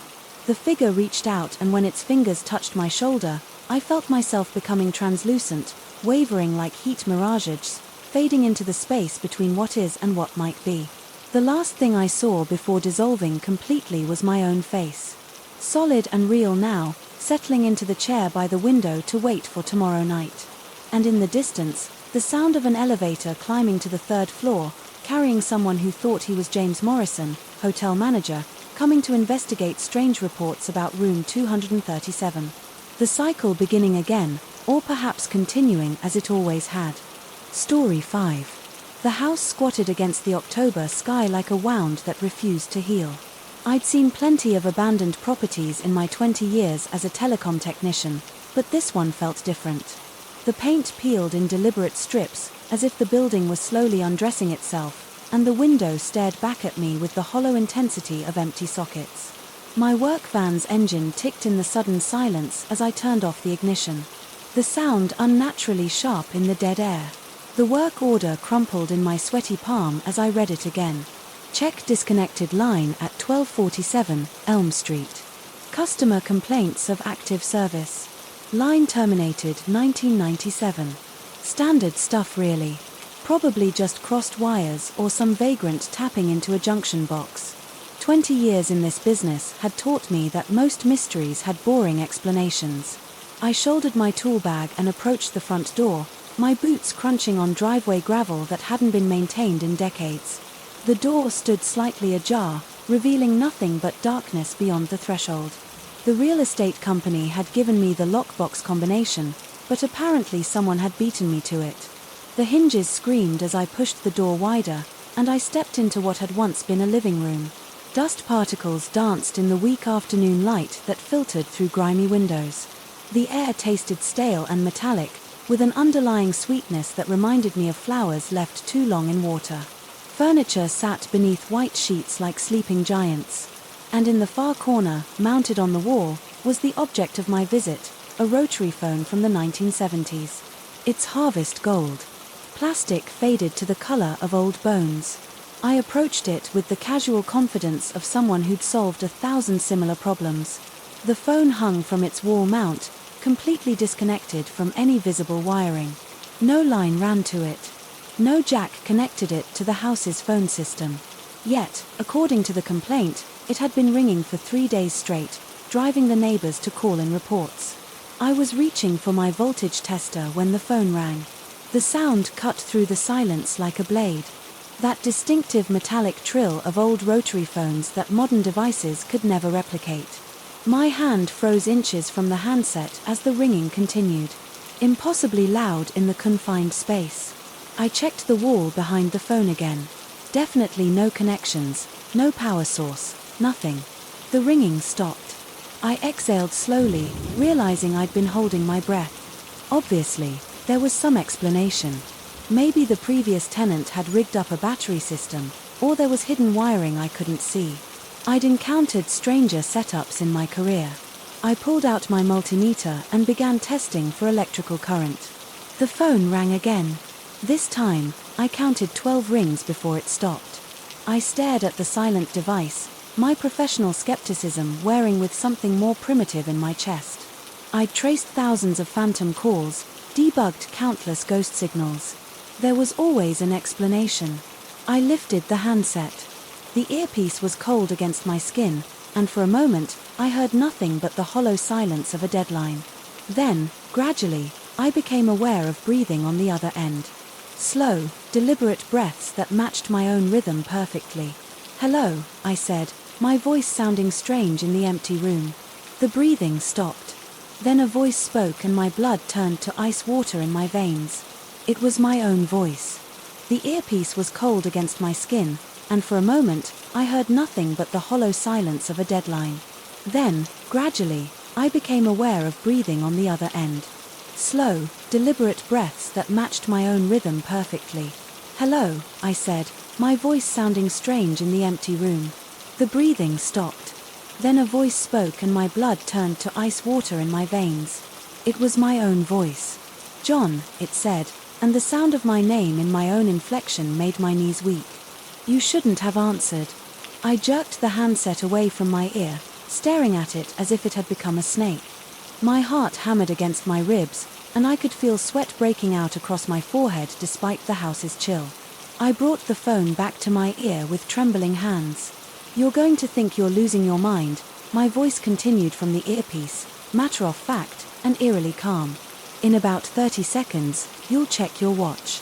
It's 3:47 p.m. You'll notice that the sheet covering the couch has moved. The corner that was tucked under the cushion is now exposed. I wanted to hang up to run from this place and never look back, but some terrible compulsion kept the phone pressed to my ear. My eyes darted to my watch. 3:46 p.m. The sheet covering the nearby couch looked exactly as it had when I'd entered. "You'll think someone's playing a prank," my voice went on. "You'll check for hidden cameras, for speakers, for any rational explanation. But John, listen carefully. They're already here. They've been waiting for you to make contact. 3:47 p.m. The corner of the sheet slipped down, revealing the arm of an old recliner beneath. My hand shook so violently that I nearly dropped the handset. This wasn't possible. Voices on phone lines didn't predict the future. Sheets didn't move on their own. There had to be an explanation. Some technology one wasn't familiar with. Some elaborate setup I hadn't detected. Who is this? I whispered into the phone. You know who this is, came my own voice. But now it carried an edge of desperation that made my skin crawl. I'm calling from Tuesday. Today is Saturday for you, isn't it? October 14th. I checked my phone automatically. Saturday, October 14th. How could I know that? This is impossible, I said aloud. Though I wasn't sure if I was talking to the voice on the phone or trying to convince myself. The radio in the kitchen just turned on, my future self said. Station 107.5. But that frequency went dead in this area 5 years ago. From somewhere deeper in the house came the soft crackle of static, followed by the tiny sound of music bleeding through poor reception. My legs felt like water as I made my way toward the kitchen. The phone cord stretching behind me until I had to set the handset down. The kitchen radio, a small digital unit sitting on a dust-covered counter, glowed with green LED numbers. 107.5. The music was barely audible beneath layers of static, but I could make out the melody of something old, something that sounded like it belonged to the 1940s. A woman's voice sang about missing someone who'd gone away. I picked up the phone again. How are you doing this? My voice cracked as I spoke. I'm not doing anything, my future self replied. And now, I could hear exhaustion in those familiar tones. I'm just warning you. In the next few minutes, you're going to see yourself on the television upstairs. You'll be standing in the living room holding this phone, looking terrified. That's when you'll realize they can see you from any time, any place. Who are they? I demanded, but the line had gone dead. I stood in the kitchen, surrounded by the soft static of impossible radio waves, my mind reeling. This had to be some kind of breakdown. Stress-induced hallucinations, maybe. I'd been working too many double shifts, drinking too much coffee, not sleeping enough. That was it. A perfectly rational explanation for irrational experiences. But even as I tried to rationalize what was happening, my feet were carrying me toward the stairs. The old wood creaked under my weight as I climbed to the second floor, following some compulsion I couldn't name. The hallway stretched before me, doors standing open to reveal empty bedrooms filled with afternoon shadows. The last door on the right revealed a master bedroom with a small television sitting on a dresser. The TV was on. I approached slowly, my heart hammering so hard I could hear it in my ears. The screen showed a black and white image that took me a moment to recognize. The living room downstairs, viewed from an impossible angle near the ceiling. In the center of the frame stood a figure I recognized with growing horror. It was me standing in the living room holding the phone, looking up at the ceiling with wild, frightened eyes. But I was here in the bedroom watching myself on a screen. The eye on the television moved when I had moved, held the phone when I had held it. This was happening now in real time, but from a perspective that couldn't exist. The phone downstairs began to ring again. I ran for the stairs, taking them 2 at a time, my tool bag bouncing against my hip. I had to answer it. I had to understand what was happening. The ringing seemed louder now, more urgent, filling the house with its metallic scream. I grabbed the handset on the 5th ring. Thank God you answered. My own voice gasped from the earpiece, but this time it sounded different. Older, more desperate. I don't have much time. They know I'm calling. What day are you calling from? I managed to ask. Thursday. John, listen to me. You have to leave that house now. Don't go home. Don't go to work. Don't follow your normal routine. They're using the connections. All the connections. Every phone, every screen, every device that can carry a signal. I don't understand. The radio will change stations in a moment. It's going to play our conversation from 2 minutes ago. That's when you'll know they're not just watching. They're controlling the timeline itself. From the kitchen came a burst of static, followed by the sound of my own voice saying, "How are you doing this?" Followed by my future self's response, "I'm not doing anything. I'm just warning you." I was listening to the conversation I just had broadcast on a radio frequency that didn't exist. "Jesus Christ," I whispered. "I know how this sounds." My voice continued from the phone, speaking over the radio playback. "I know you think you're going insane." I thought the same thing. "But John, listen carefully. In 30 seconds, every electronic device in this house is going to turn on at once. Televisions, radios, that old microwave in the kitchen, and they're all going to show you things. Things that haven't happened yet, things that might happen." I could barely breathe. "Why? What do they want?" "I don't know. But each time I answer these calls, each time I make contact, it gets worse. The timeline fractures a little more. I think we're breaking something fundamental." The house suddenly erupted in electronic chaos. Every television I'd seen, the radio, and the distant hum of appliances I hadn't even noticed all came to life at once. The sound was overwhelming, a cacophony of voices, static, and electronic tones that seemed to press against my skull from all sides. I looked around wildly as screens flickered to life throughout the house. The television I'd seen upstairs was visible from the living room, showing the bedroom from my perspective. The radio cycled rapidly through stations, playing fragments of conversations, music from different eras, and voices speaking in languages I didn't recognize. "Make it stop," I shouted into the phone. "I can't," came my desperate reply. "Each time it happens, it's stronger. There are more devices, more signals, more fractures.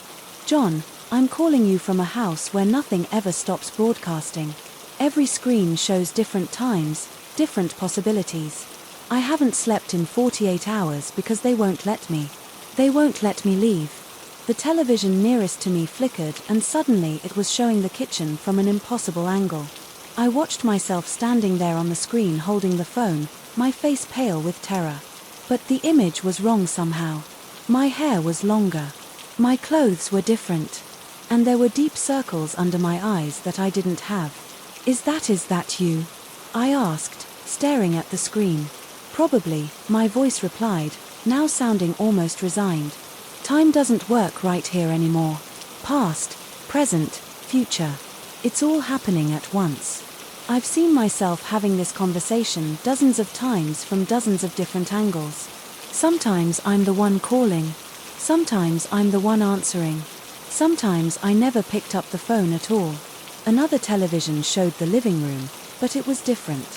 The furniture was arranged differently. The walls were painted blue instead of white.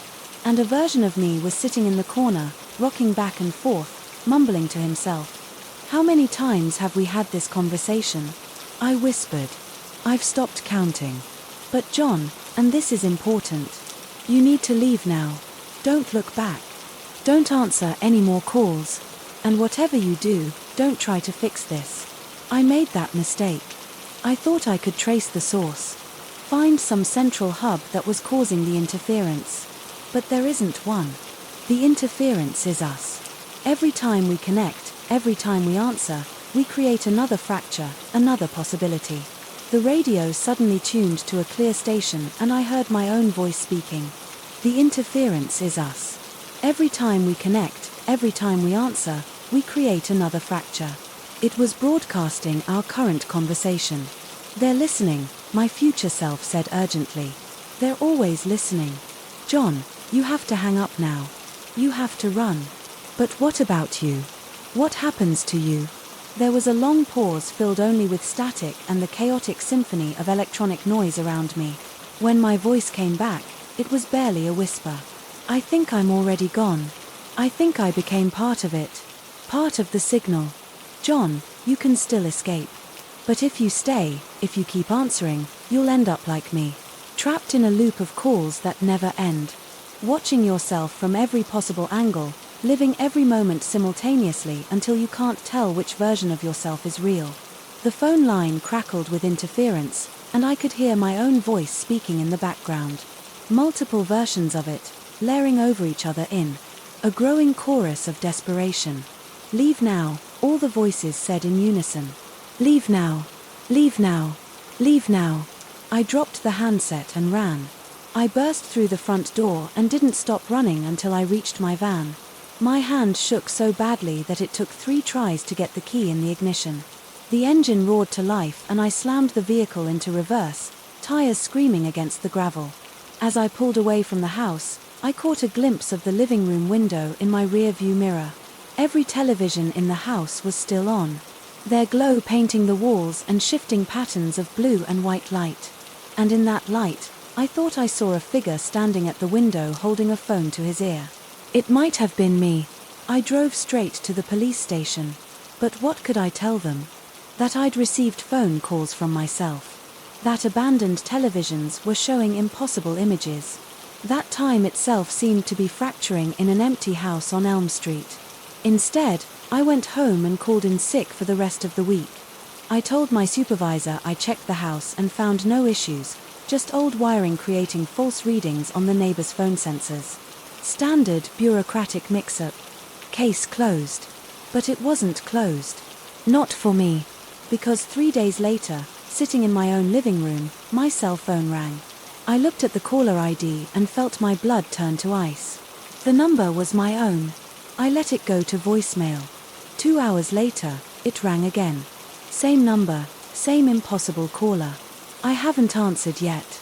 But the calls are getting more frequent, and my voicemail box is full of messages from my own voice. Each one more desperate than the last.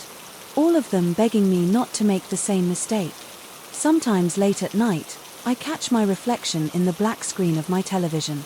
And I swear I can see myself in a room that isn't my living room, holding a phone that shouldn't work, speaking to someone who might be me. The phone is ringing again as I write this. I've been staring at it for 7 minutes now, watching my own name flash on the display. Maybe this time I'll answer. Maybe this time I'll finally understand what happened in that house. Or maybe I'll just become another voice in the static. Another version of myself trapped in a loop of impossible calls, warning someone who might still have a chance to escape. The ringing has stopped, but I know it will start again soon. They always do. Story 6. The mirror never lies, they say. But standing in the Grandview ballroom at half midnight, watching my reflection practice chassis across the warped hardwood floor, I'm beginning to think they're wrong. The rental agent had been eager, too eager to hand over the keys. 3 months rent upfront for a space that should have cost twice as much. And when I'd asked about the previous tenants, she'd simply mentioned something about the Last Dance studio closing in the mid-80s. Personal reasons, she'd said, avoiding my eyes as she spoke. The way her fingers drummed. Against the lease agreement should have been warning enough, but I needed this place. After 15 years teaching at other people's studios, scraping together enough to finally open my own school, I couldn't afford to be particular about the building's history. The Grandview had good bones, 20-foot ceilings, original crown molding, and a wall of mirrors that ran the entire length of the main studio. The floor needed work, and the lighting system belonged in a museum, but the space had potential. That first week, I threw myself into preparations. I stripped decades of yellowed paint from the bars, replaced the ancient sound system, and spent hours trying to coax the overhead fixtures into providing even illumination.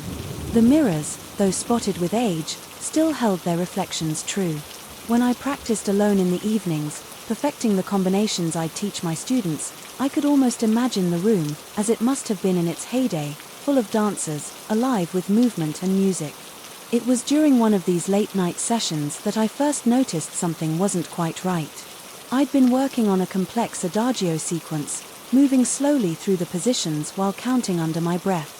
The studio was lit only by the emergency exit signs and the pale glow from the street lamps outside, casting everything in a dim amber wash. As I moved into an arabesque, I caught sight of my reflection in the peripheral vision and stopped mid-movement. My reflection had continued the sequence. For just a moment, maybe half a second, I watched myself complete the arabesque while I stood frozen in an incomplete position. Then the reflection snapped back into alignment, mimicking my actual pose with perfect synchronization. I told myself it was fatigue. I'd been working 16-hour days getting the studio ready, surviving on coffee and determination. The mind plays tricks when pushed too hard, creates phantom movements in peripheral vision. I finished the combination and headed home, making a mental note to get more sleep, but sleep became elusive. I found myself lying awake, thinking about that moment of misalignment. Had I imagined it? Had the old mirror finally begun to warp, creating optical illusions? I'd read about buildings affecting their occupants, about spaces holding on to echoes of past events. The grand view was old enough to have accumulated decades of stories and empty long enough for those stories to ferment into something unsettling.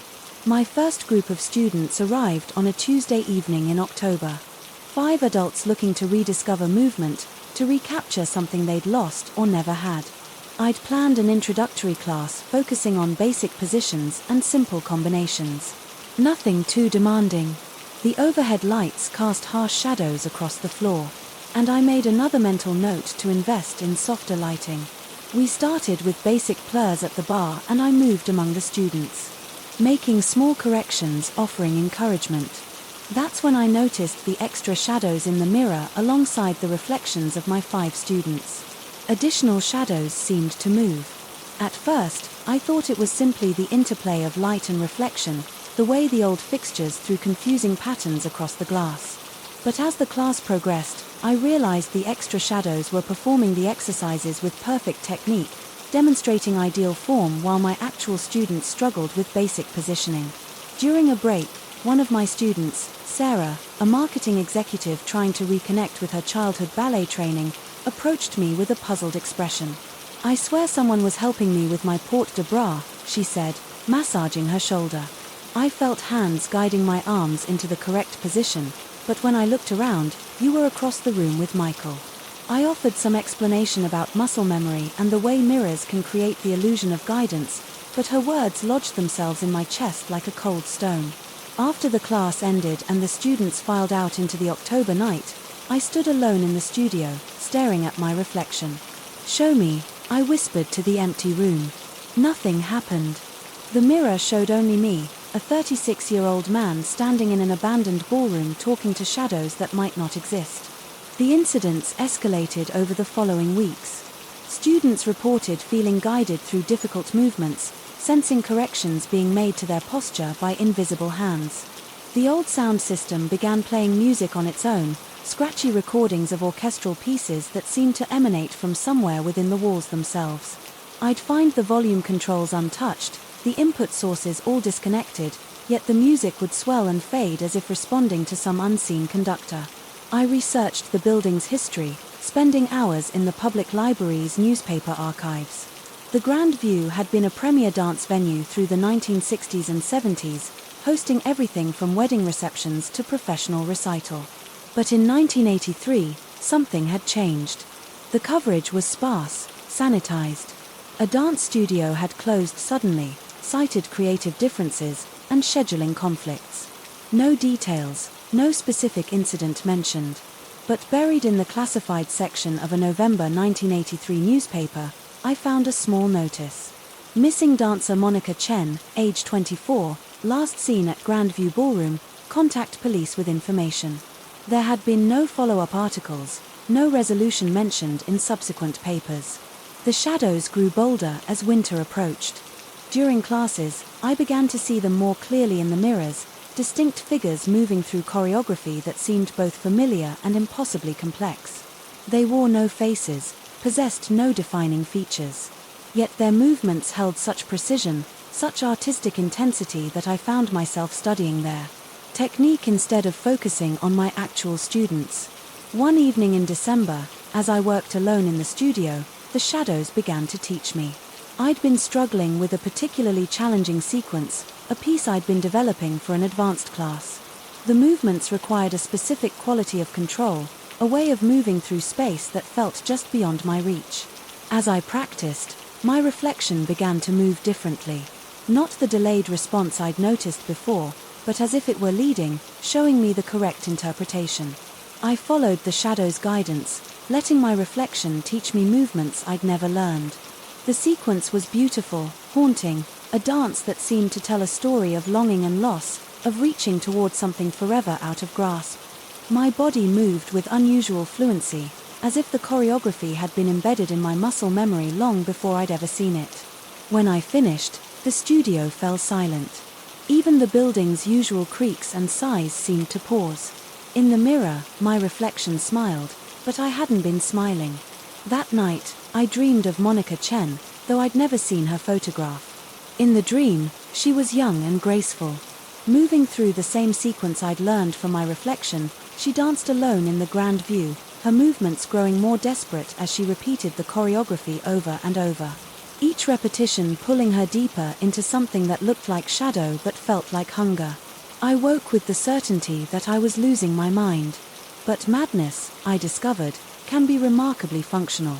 I continued teaching, continued pretending that everything was normal while the shadows in my mirrors grew more insistent. They no longer waited for my students to leave. They danced openly during classes, demonstrating techniques that surpassed anything I could teach. My students improved rapidly, their movements taking on qualities that seemed almost supernatural in their precision and grace. "You're an amazing teacher," Sarah told me after a particularly intense session. "It's like you're channeling something ancient." If only she knew. The end came predictably during a lesson focused on the sequence I'd learned from my reflection. I decided to teach it to my advanced students. Partly out of curiosity, partly because I could no longer resist the pull of those movements. The choreography felt essential now, like breathing or heartbeat, something my body needed to perform to maintain its connection to life. For students worked through the combination while I watched from the side of the studio. In the mirror, their shadows were joined by others. Distinct figures moving with them, through them, guiding every gesture. The music that played seemed to come from everywhere and nowhere. A recording of something that might have been captured decades ago or might have been created by the building itself. Marcus, one of my newer students, moved through the sequence with unusual confidence. His technique, normally adequate but unremarkable, had taken on a quality of inevitability, as if each movement were predestined. As he approached the final section of the choreography, I noticed that his reflection had begun to move slightly ahead of his actual body. "Stop," I called out, but my voice seemed to come from very far away. Marcus completed the sequence. For a moment, he stood perfectly still in the center of the studio, arms extended in the final position. Then he took a step backward and simply wasn't there anymore. But his reflection remained in the mirror, continuing to move through variations of the sequence, repeating the choreography with the same desperate intensity I'd seen in my dreams of Monica Chen. The other students looked around in confusion, asking where Marcus had gone, checking the bathroom and the changing area. I stood frozen, watching his reflection dance alone in the glass. Knowing that I was the only one who could see him there. He must have slipped out during the combination. I heard myself explain. Though the studio had only one exit, and I'd been watching it the entire time. After the students left, I remained in the studio, staring at Marcus's reflection. He seemed unaware of my presence, lost in the endless repetition of those haunting movements. In the corners of the mirror, other shadows danced as well. Figures that might have been Monica Chen, might have been dancers from decades past. Might have been products of my deteriorating sanity. I find myself here most nights now, practicing that sequence, feeling my reflection move just slightly ahead of my actual body. The distance grows each time I perform the choreography, and I know that soon my reflection will complete the dance while I stand still, watching myself disappear into whatever exists on the other side of the mirror. The rational part of my mind insists this is all delusion. That isolation and stress have created an elaborate psychotic break. Perhaps Marcus simply left through a door I didn't notice. Perhaps the shadows are nothing more than tricks of light and projection. Perhaps I've been dancing alone in an empty building, talking to my own fractured psyche. But as I practice the sequence each night, feeling my reflection pull further away from my physical form, I wonder if madness is simply another word for a kind of seeing that most people aren't prepared to handle.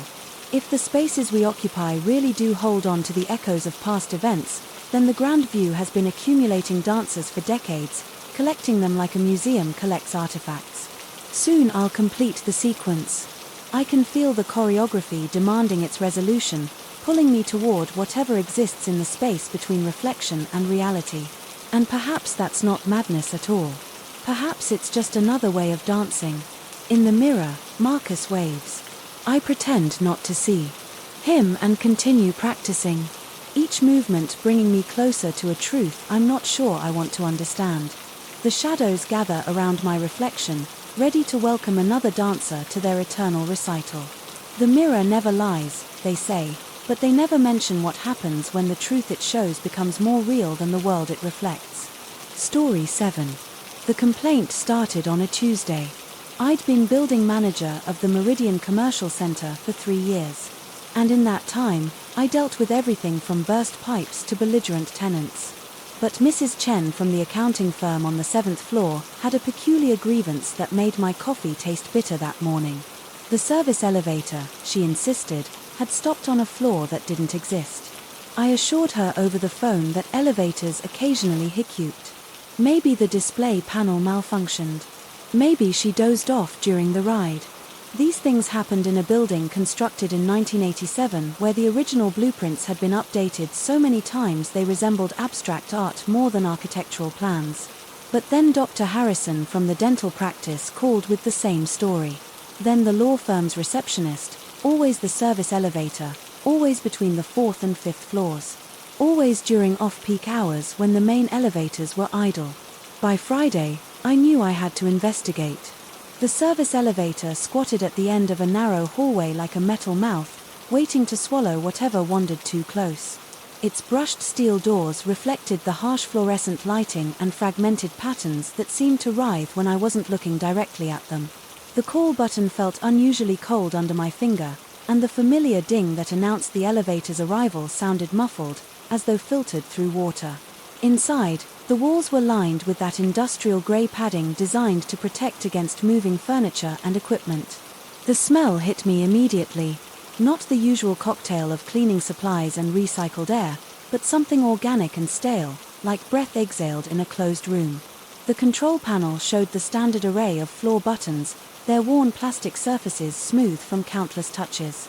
I pressed the button for the 5th floor and felt the elevator lurch into motion. The ascent felt normal for the first few seconds. The familiar mechanical hum vibrated through the floor and I watched the digital display count upward. 2, 3, 4. Then the elevator shuddered to a stop. The display showed nothing. Not a number, not an error message, just a blank green screen that pulsed gently like a sleeping eye. The doors remained closed for a moment that stretched into eternity. And I found myself holding my breath without realizing why. When they finally opened, my heart performed a stuttering dance against my ribs. The hallway beyond was identical to every other floor in the building, the same beige carpet with its geometric pattern, the same recessed lighting, the same wood veneer doors with brass nameplate holders. But the air that flowed into the elevator carried a weight that made my lungs work harder, as though the atmosphere itself had thickened into something more substantial than oxygen and nitrogen. I stepped out, telling myself I was investigating a mechanical malfunction, nothing more. The hallway stretched in both directions, its familiar dimensions somehow feeling wrong, like a photograph that had been subtly distorted. The silence was profound. Not the quiet of an empty building, but an active listening quiet that seemed to absorb sound before it could fully form. My footsteps on the carpet made no noise. That realization stopped me cold. I lifted my foot and let it fall deliberately, watching my dress shoe press into the beige fibers. Nothing. I tried again, harder, and my foot seemed to sink deeper than it should, as though the floor was yielding more than physics would allow. The overhead lights flickered in a rhythm that reminded me of something I couldn't quite place. Not random electrical fluctuations, but a steady, organic pulse that made my skin crawl with recognition. It took me several seconds to understand what my subconscious had already grasped. The lights were beating like a heart. I moved down the hallway, past doors that bore no name plates, no suite numbers, no indication of what lay beyond their wood veneer surfaces. The brass holders gleamed empty, reflecting the pulsing light and metallic heartbeats. I reached for the nearest door handle and my hand passed through it like reaching into cold water. The sensation sent ice shooting up my arm and into my chest. I jerked back, staring at the handle that looked solid. Felt solid when I tried again, but it offered no resistance to my touch moments before. My breathing quickened, and I noticed that each exhale seemed to hang in the air longer than it should, forming small clouds that dissipated too slowly in air that couldn't decide whether it was warm or cold. From somewhere down the hallway came the sound of voices. They were distant and indistinct, like conversations overheard through hotel walls, but they carried clearly in the thick silence. I couldn't make out words. But the cadence was wrong. Too fast, then too slow. Syllables that seemed to repeat and overlap in patterns that human speech didn't follow. The voices rose and fell in waves, sometimes seeming to come from one direction, sometimes from everywhere at once. I followed the sound, or tried to. The hallway seemed to stretch as I walked, the voices always maintaining the same distance, always just out of range of comprehension. The doors I passed began to show subtle differences. Scratches on the surfaces that formed patterns like letters in an alphabet I didn't recognize.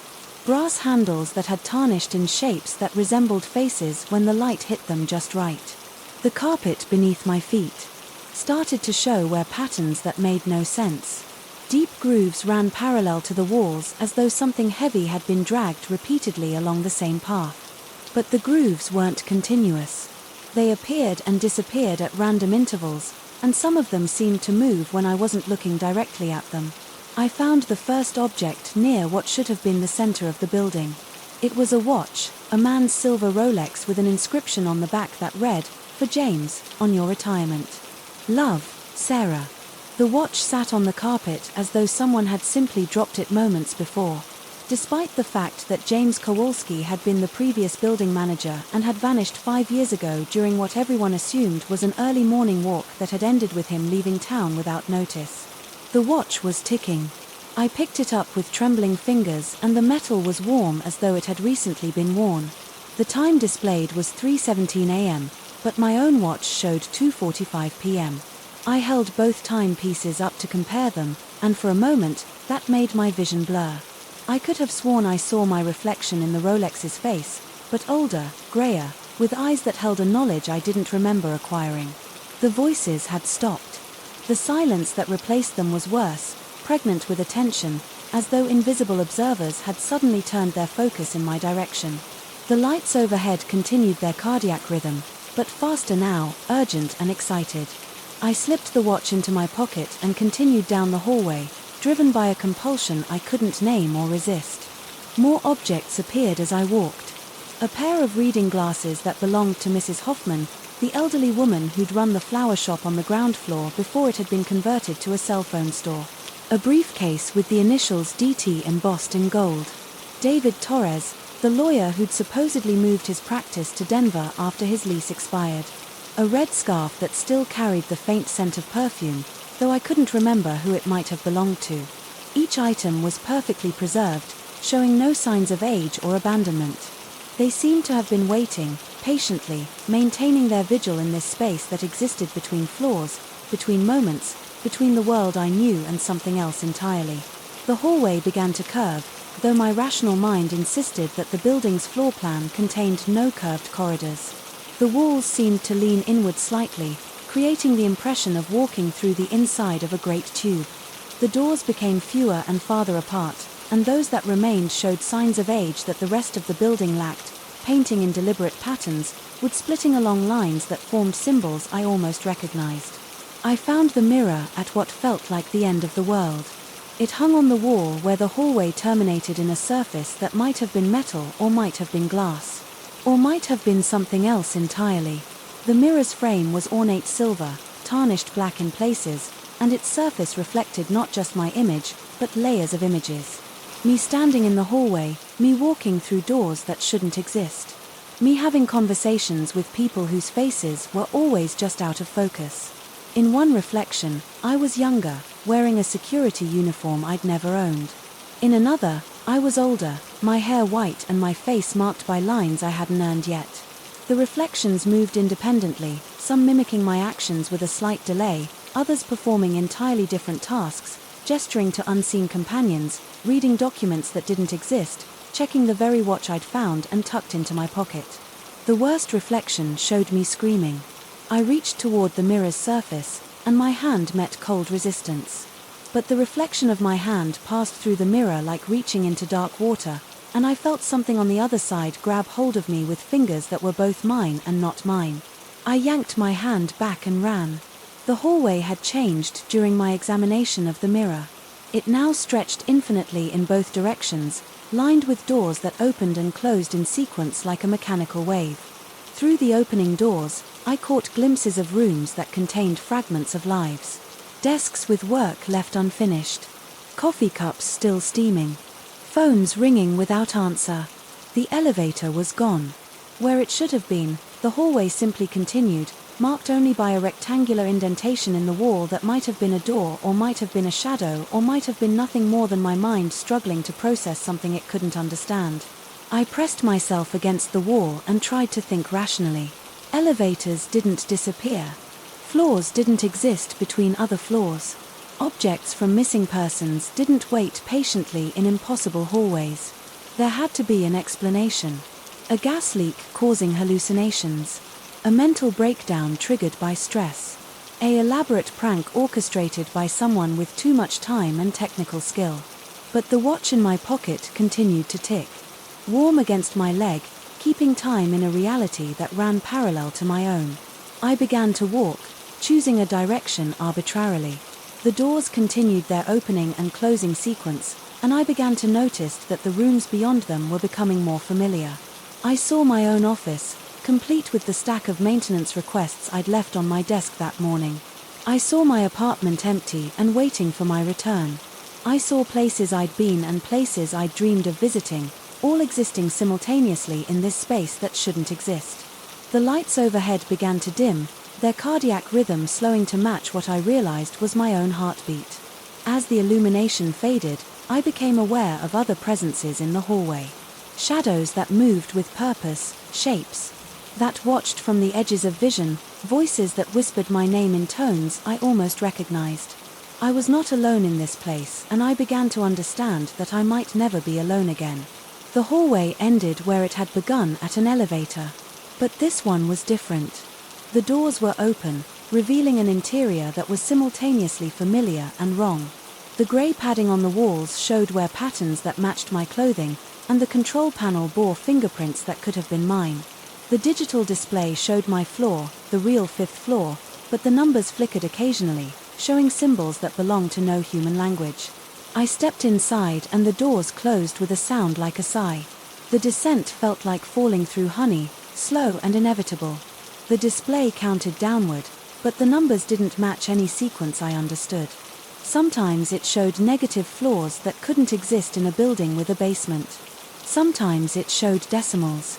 Sometimes it showed nothing at all. When the doors finally opened, I was standing in the lobby of the Meridian Commercial Center.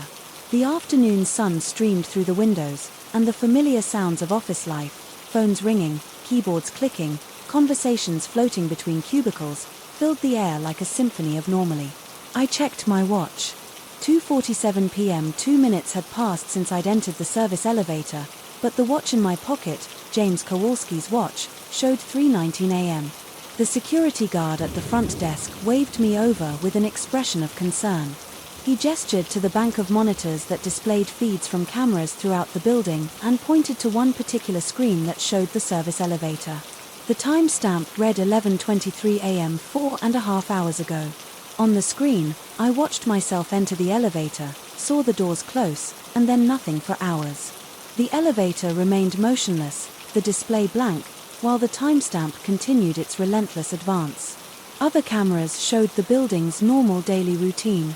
People coming and going, meetings beginning and ending, life continuing in the ordinary world I thought I knew. Then at 2:45 p.m., the security guard pointed out another monitor. This one showed the 5th floor hallway where a figure that looked exactly like me walked between offices, checking doors, examining windows, conducting what appeared to be a routine inspection. I had been in 2 places at once. The guard asked if I was feeling all right. Mentioned that I'd seemed distracted lately. suggested that maybe I should consider taking some time off. He said these things while gesturing to the monitors where both versions of me continued their separate existences, neither aware of the other. I thanked him and walked to my office, feeling the weight of the impossible watch in my pocket. My desk looked exactly as I'd left it that morning, but the maintenance request on top of the stack, the one that had prompted my investigation of the service elevator, was written in handwriting I didn't recognize, even though it was clearly mine. The request was dated 3 weeks in the future, and it described problems that hadn't happened yet, or perhaps had already happened in a version of reality that ran parallel to this one. The complaints it mentioned came from tenants I'd never met in offices that didn't exist about an elevator that had been perfect working condition until the day I decided to investigate it. At the bottom of the request in my handwriting, but not my words, was a note. Time moves differently between floors. The building remembers what hasn't happened yet. I locked the request in my desk drawer and tried to focus on the rest of my afternoon. But the watch in my pocket continued its alien timekeeping, marking hours that belonged to somewhere else. Every time I glanced at the security monitors, I saw myself in places I hadn't been, doing things I hadn't done, living a life that was mine but wasn't mine. As evening approached and the building emptied, I found myself standing in front of the service elevator again. The call button gleamed under the fluorescent lights, and I could hear mechanical sounds from behind the closed doors, not the normal hum of elevator machinery, but something more complex, like clockwork made of flesh and steel. The button felt warm under my finger, and when the doors opened, the interior looked exactly as it had that afternoon. But now I could see scratches on the grey padding that formed letters, and the control panel bore new fingerprints that overlapped my own like multiple exposures on an old photograph. I stepped inside knowing I shouldn't. Unable to stop myself, the doors closed with a sound like breathing, and the elevator began to move, not up or down, but sideways, diagonally, in directions that didn't exist in the three-dimensional world I thought I understood. The display showed impossible floors, negative numbers, symbols that shifted when I tried to focus on them. When the doors opened again, I was standing in the hallway that existed between existence, where the lights pulsed with my heartbeat, and objects from vanished lives waited patiently for their owner's return. But now I understood that the owners had returned. We all had, again, trapped in a cycle of investigation and discovery that played out in infinite variations. Across infinite floors in a building that was bigger on the inside than the outside, deeper than its foundation, taller than its roof. I am the building manager of the Meridian Commercial Center, and I investigate complaints about the service elevator.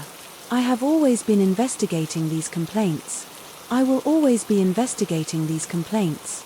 The watch in my pocket continues to tick, keeping time for a life I've already lived and haven't lived yet. In a place that exists between the floors of reality, where the elevator stops at. Destinations that can only be reached by those who are already lost. Sometimes I remember that there's a world outside this building. A world where time moves in straight lines and elevators only go up and down. But that memory feels like a dream now, fading more each time I return to this hallway.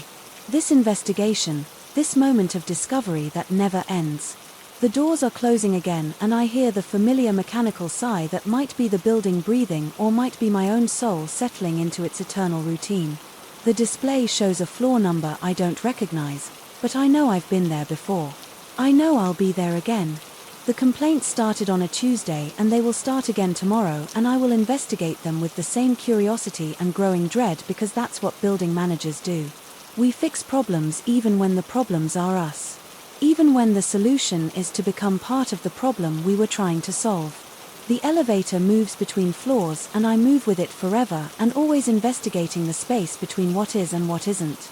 Managing a building that manages me in return. Story 8. And the first time it happened, I convinced myself it was condensation playing tricks on my eyes. I'd been living in the loft for exactly 3 weeks when the morning shower routine began to feel different. The bathroom still carried the weight of decades. Original subway tiles from the 1950s lined the walls in perfect rows. Their white surface now mellowed to cream. The mirror above the sink bore the same vintage authenticity. Its silvering slightly foxed around the edges, creating dark spots that seemed to shift when I wasn't looking directly at them. Steam filled the small space as it always did, turning the mirror into a blank canvas of fog. I stepped out onto the cold tile, water still dripping from my hair, and reached for the towel hanging beside the mirror. That's when I saw it. "You're not alone." 3 words traced in the condensation as if invisible fingers had just finished writing them. The letters appeared crisp and deliberate, too precise to be random moisture patterns. My hand froze halfway to the towel, droplets from my hair hitting the floor with audible splashes that seemed unnaturally loud in the sudden silence. I stared at the message until the steam began to dissipate, watching the words fade letter by letter until only faint traces remained.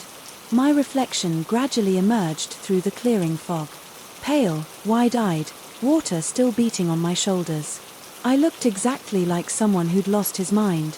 The rational part of my brain, the part that had built a successful design career on logic and precision, immediately began constructing explanations. Old building, unusual air currents, the way moisture moves across uneven surfaces. I'd read about pareidolia, the brain's tendency to find patterns where none exist. People see faces in clouds, hear voices in white noise. This was just condensation, nothing more. But as I dried off, I couldn't shake the feeling that someone had been in the bathroom with me, standing just outside my peripheral vision, waiting for the steam to provide their canvas. The second incident occurred 4 days later.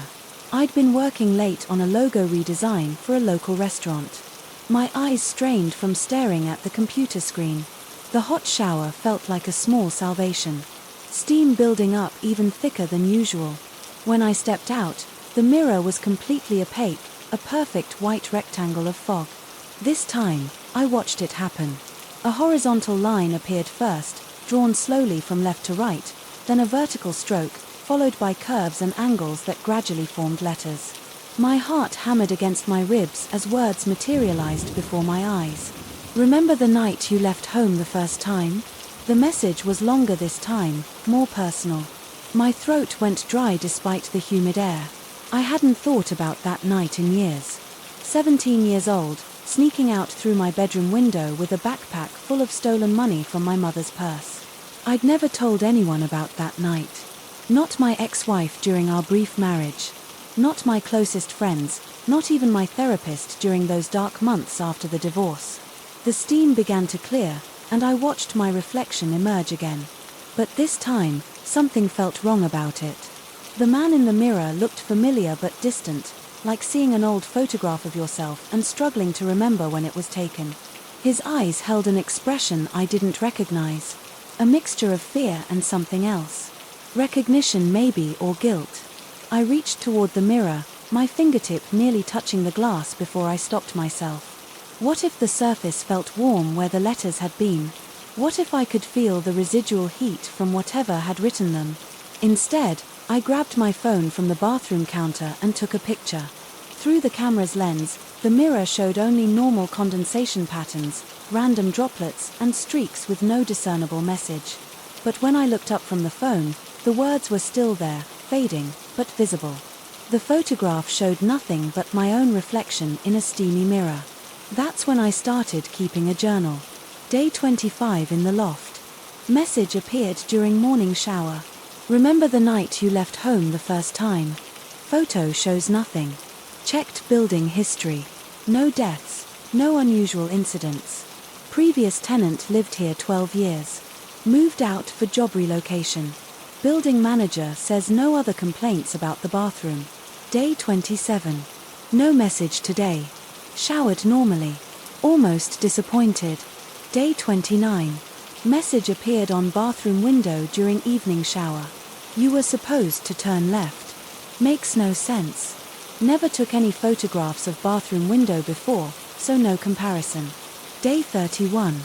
Woke up to find message on bedroom window. First time outside bathroom. The choice you didn't make. Window faces air shaft. No way someone could write from outside. The messages were becoming more frequent, appearing on any surface where moisture could collect. The kitchen window while cooking pasta, my coffee mug while the steam rose from hot liquid, even my laptop screen when it overheated during rendering.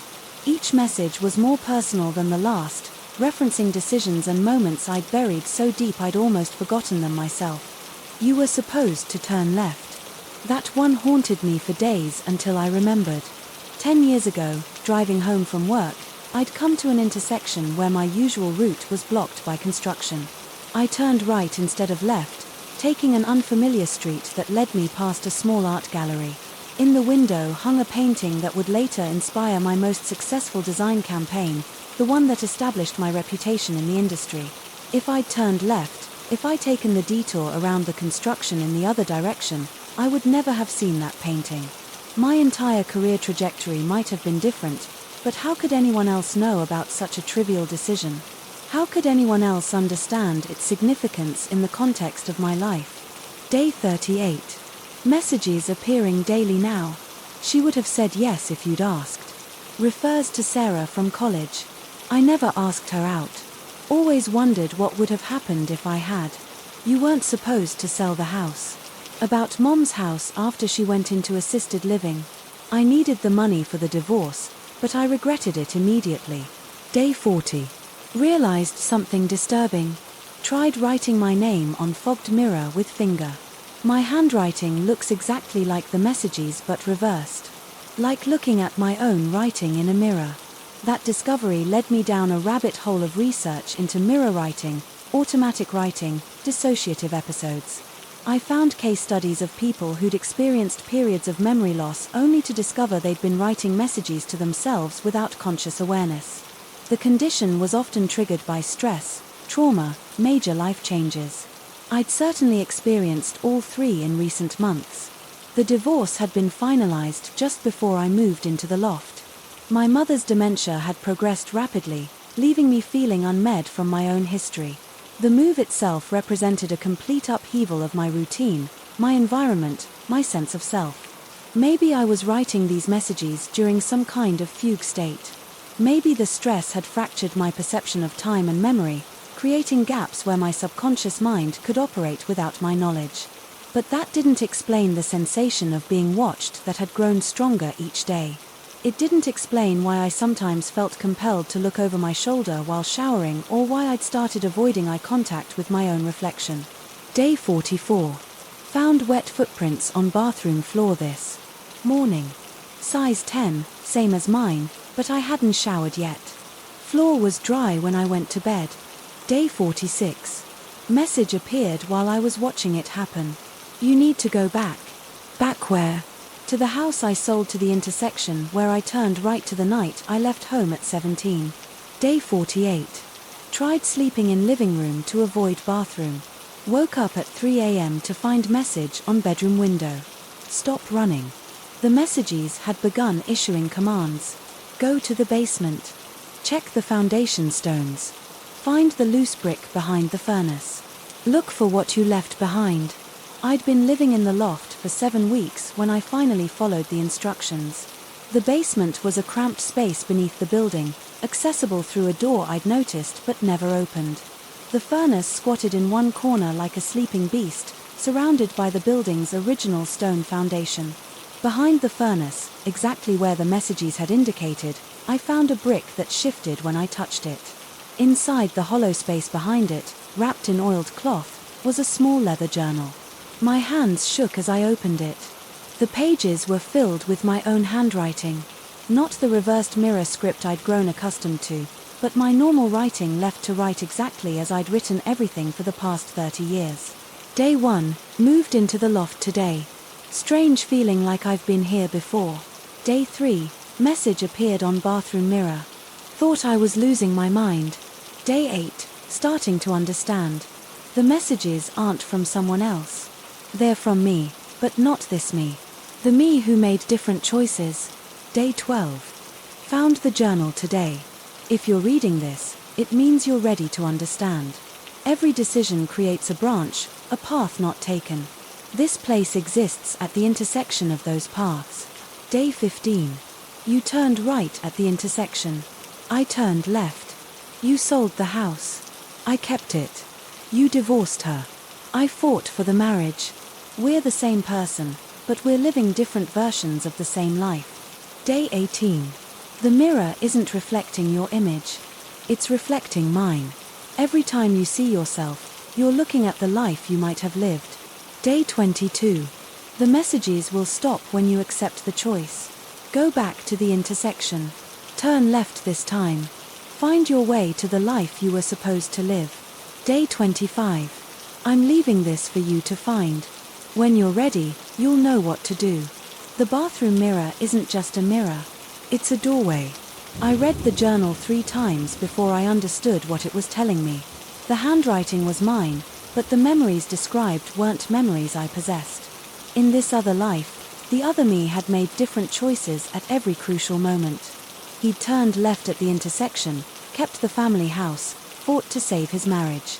But if that was true, then what was I? Standing in the basement, holding a journal written in my own hand that described a life I'd never lived, I felt my grip on reality begin to slip. The foundation stones around me seemed to pulse with their own heartbeat, and I could hear water running somewhere in the walls, though no pipes were visible. When I returned to the bathroom that evening, I didn't turn on the shower. Instead, I stood in front of the mirror and waited.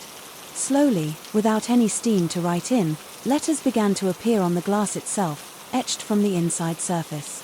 It's time to come home. The mirror began to cloud over despite the lack of hot water, as if steam were rising from the glass itself. My reflection grew dim and distant.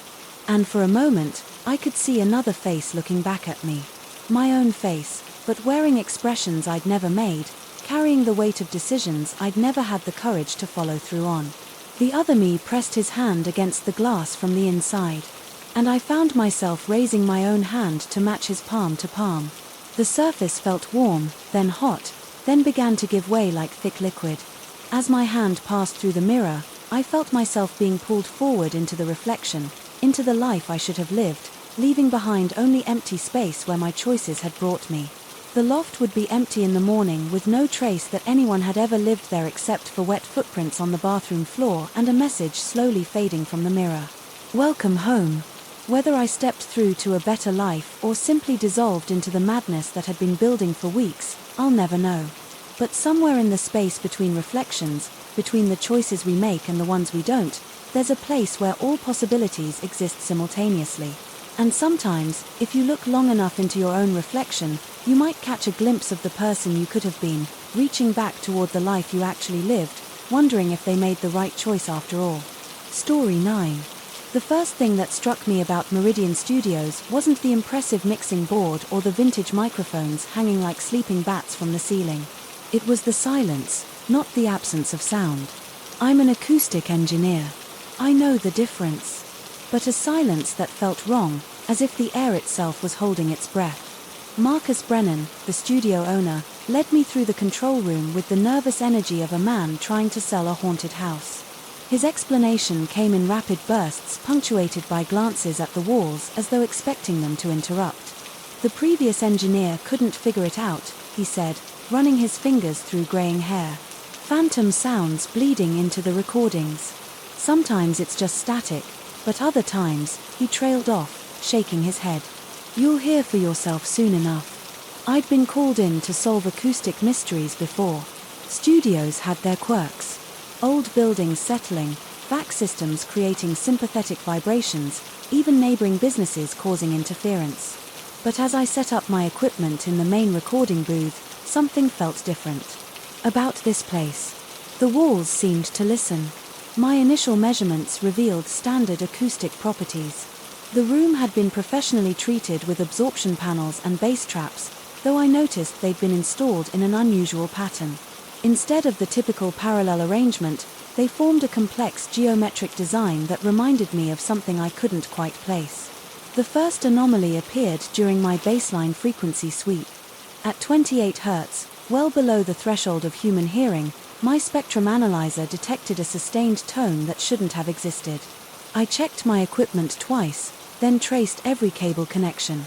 The tone remained steady and inexplicable, like a deep breath that never ended. That's when I heard the first knock. 3 measured beats from inside the east wall, perfectly timed with my frequency generator.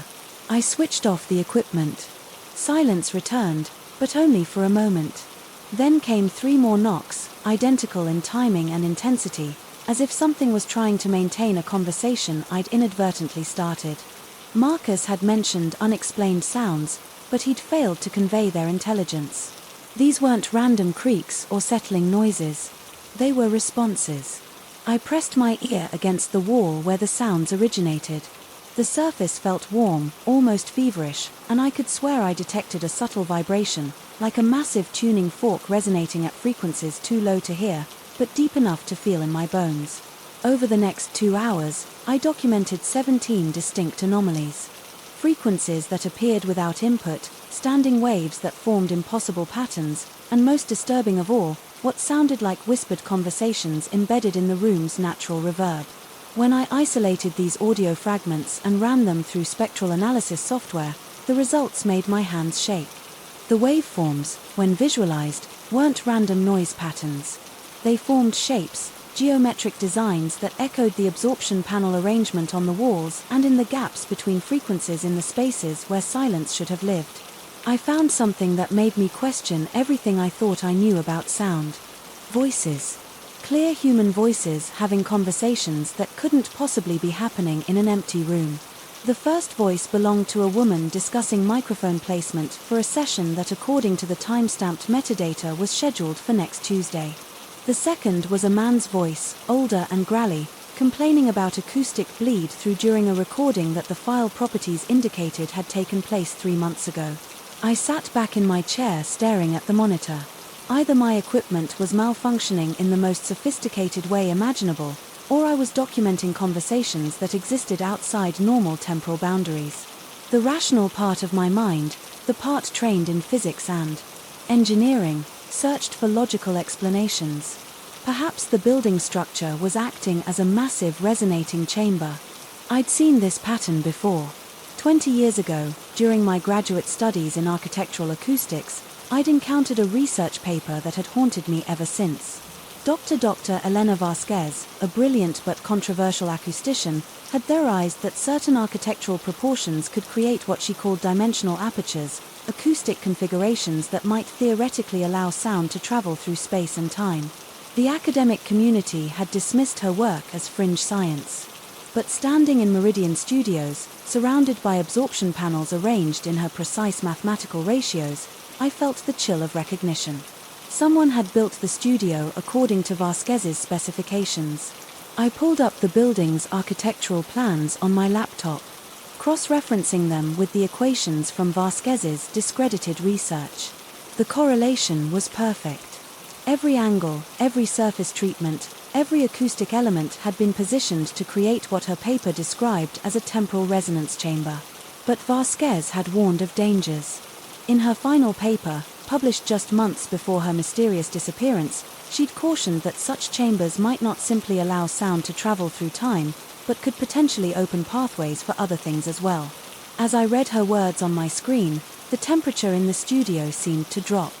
The silence deepened, becoming so profound that I could hear my own heartbeat echoing off the walls. And beneath that familiar rhythm, I detected something else. A second heartbeat slightly faster than mine coming from somewhere inside the east wall. I approached the wall with my most sensitive contact microphone, pressing it against the surface. The sound was unmistakable, a human heart beating in distress, as if someone was trapped within the structure itself. But that was impossible. The building plans showed solid concrete behind the acoustic treatment. The heartbeat continued for 37 seconds before fading into silence. In its absence, I heard something far worse. My own voice, distorted by reverb and distance, calling out from the other side of the wall. But I hadn't spoken. The voice, mine, yet not mine, was asking someone named Elena if she could hear him, begging her to explain what was happening, why the walls were breathing, and the sounds wouldn't stop. The desperation in that familiar voice made my skin crawl because I recognized the tone. It was the sound of a man losing his grip on reality. I backed away from the wall, my rational mind finally surrendering to the impossible truth. This wasn't malfunction or misinterpretation. The studio had somehow become what Vasquez had theorized, a place where sound could transcend normal physical boundaries, where conversations could bleed through from other times, other realities, and something was using those pathways to communicate. The absorption panels began to resonate, each one humming at a slightly different frequency. Together, they created a chord progression that felt ancient and hungry. In the harmonics between notes, I could hear fragments of conversations. Engineers from different decades discovering the same impossibilities I was experiencing. Their voices layering into a chorus of confusion and growing fear. I realized with horrible clarity that I wasn't the first acoustic engineer to stand in this room and witness these phenomena. Marcus had hired others before me, probably many others. And they'd all encountered the same inexplicable recordings, the same impossible frequencies, the same voices bleeding through from times that shouldn't exist. But where were they now? My equipment registered a massive spike in electromagnetic activity as every surface in the room began to vibrate in perfect synchronization. The sound was beautiful and terrifying, a chord so complex it seemed to contain entire symphonies within each note. And writing on those impossible harmonics, I heard a voice I recognized from academic lectures and dusty research papers. Dr. Elena Vasquez was speaking from somewhere beyond the walls, her words distorted by decades of acoustic imprisonment, but still intelligible. She was trying to warn me about something, her voice urgent with the desperation of someone who'd been calling out unheard for far too long. But her warning was interrupted by another voice. Mine again, but different somehow, older, more resigned. This version of myself was explaining to someone that the studio had to be destroyed, that the acoustic apertures were allowing something through that shouldn't exist in our reality. That's when I understood the true horror of my situation. I wasn't just discovering the studio's secrets. I was becoming part of them. My voice, my presence, my growing understanding of what this place really was. All of it was being absorbed into the temporal loop that Vasquez had accidentally created. Every engineer who'd worked here had become trapped in the acoustic structure itself. Their consciousness preserved in the standing waves and resonant frequencies. The room was a collection point for human awareness, gathering minds like insects and amber, storing them in the spaces between sounds where time moved differently. I grabbed my equipment and headed for the exit, but the door wouldn't open. Not locked, simply non-responsive, as if it had forgotten how to function as a door. The walls continued their harmonic progression, and I could hear new voices joining the chorus. Engineers, musicians, studio technicians, all of them, calling out from their acoustic prison, trying to warn newcomers about a trap they'd only understood too late. My hands shook as I reached for my phone to call Marcus, but the screen showed no signal, no service provider, no time, no date, just a blank display that reflected my face like a black mirror. That's when I noticed my reflection was moving independently. The face in the phone screen was speaking, lips forming words I couldn't hear, eyes wide with terror I was only beginning to understand. It was trying to warn me about something behind me. Something that existed in the spaces between sounds where physics broke down and consciousness could survive without flesh.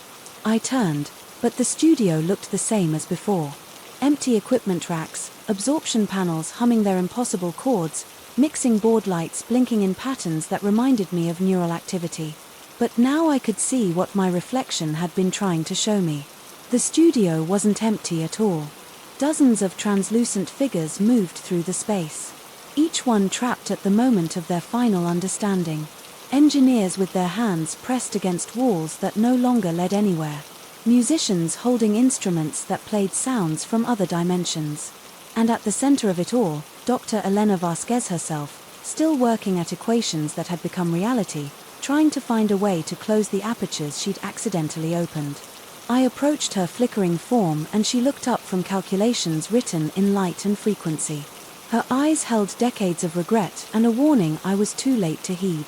The acoustic apertures weren't just allowing sound to travel through time. They were preventing anything that entered their influence from ever truly leaving. The studio had become a temporal dead end, a place where consciousness could check in but never check out. As this realization settled over me like a funeral shroud, I felt my own solidity beginning to fade. My hands were becoming translucent, my voice taking on the same ethereal quality as the others trapped here. But I'm still fighting it. Still trying to find a solution that Vasquez never could. Because somewhere in the frequencies that bind us here, in the harmonics that hold our minds prisoner, there might be a key to undoing what was never meant to be done. I'm writing this while I still can, while some part of me remains anchored to the world beyond these walls. If you're reading it, if somehow this account has escaped the acoustic prison that holds everything else, then please listen carefully to what I'm about to tell you. Meridian Studios is still operational. Marcus is still hiring engineers, and the voices behind the walls are still calling out, still trying to warn people like me who think they can solve what was never meant to be solved. Don't answer when the walls start knocking back.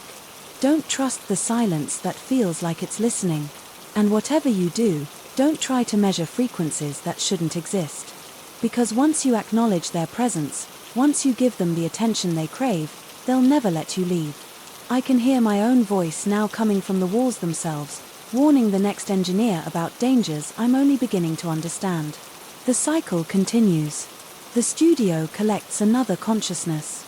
And somewhere in the spaces between sounds, Elena Vasquez keeps working on equations that might someday set us all free. Or maybe that's just what I need to believe to keep from losing what's left of my mind. Either way, the recording is almost complete, and I think I'm beginning to understand what the voices have been trying to tell us all along. We were never meant to hear what lives in the silence between sounds. But now that we have, we can never stop listening. Story 10. The Meridian building had 43 floors, but only 42 mattered to me. The 43rd had been sealed off for renovations that never seemed to happen. Its entrance blocked by yellow caution tape and a rusty padlock that looked older than my tenure here. I'd been the night janitor for 8 years, and in all that time, nobody had bothered to explain why the top floor remained perpetually under construction. Not that I minded. Fewer floors meant less work, and working alone suited me fine. The building emptied out by 7:00 p.m., leaving me with nothing but the hum of fluorescent lights and the distant whisper of the fax system for company. It was peaceful, predictable, exactly what I needed after everything that had happened before. The first time I heard the footsteps, I was mopping the 42nd floor's main corridor. The sound came from directly above me, a steady, deliberate pace that matched my own movements exactly, step for step, as if someone was shadowing me from the ceiling. I stopped pushing the mop and listened. The footsteps stopped, too. I resumed cleaning. The footsteps resumed. My rational mind kicked in immediately. Old buildings settle. Pipes expand and contract. Mice could sound bigger than they were in the right acoustics. I'd heard stranger things echoing through these walls over the years. But when I moved to the eastern wing, the footsteps followed, maintaining perfect synchronization with my own rhythm. When I backed up to retrieve a dropped paper towel, I swear I heard whatever was up there backing up, too. The next night, I brought a small radio to keep me company. The classic rock station helped drown out my growing unease, but even Leonard Escoan Nerd couldn't mask the sound when it started again around midnight. This time, the footsteps seemed heavier, more pronounced. I turned off the radio and stood perfectly still in the accounting department's cubicle maze. Silence stretched for nearly a minute. Then, just as I convinced myself it was my imagination, I heard it. A single unmistakable footstep directly overhead. Then another, and another, moving. Away from me now, heading toward what would have been the conference room on the floor above. I grabbed my flashlight and headed for the emergency stairs. The 43rd floor's door bore a faded sign. Authorized personnel only. Hard hat area. The padlock hung open. That stopped me cold. I'd checked that lock 100 times over the years, rattling it out of boredom during my rounds. It had always been secure, the key supposedly held by some corporate office downtown that nobody at the building seemed able to contact. The door swung open with a prolonged creak that seemed to echo throughout the stairwell. My flashlight beam cut through absolute darkness beyond the threshold. The air that rushed out smelled of dust and something else. Something stale and organic, like old clothes left too long in a damp basement. The floor was gutted just as I'd expected. Exposed beams crossed overhead like ribs, and plastic sheeting hung in tatters from the ceiling.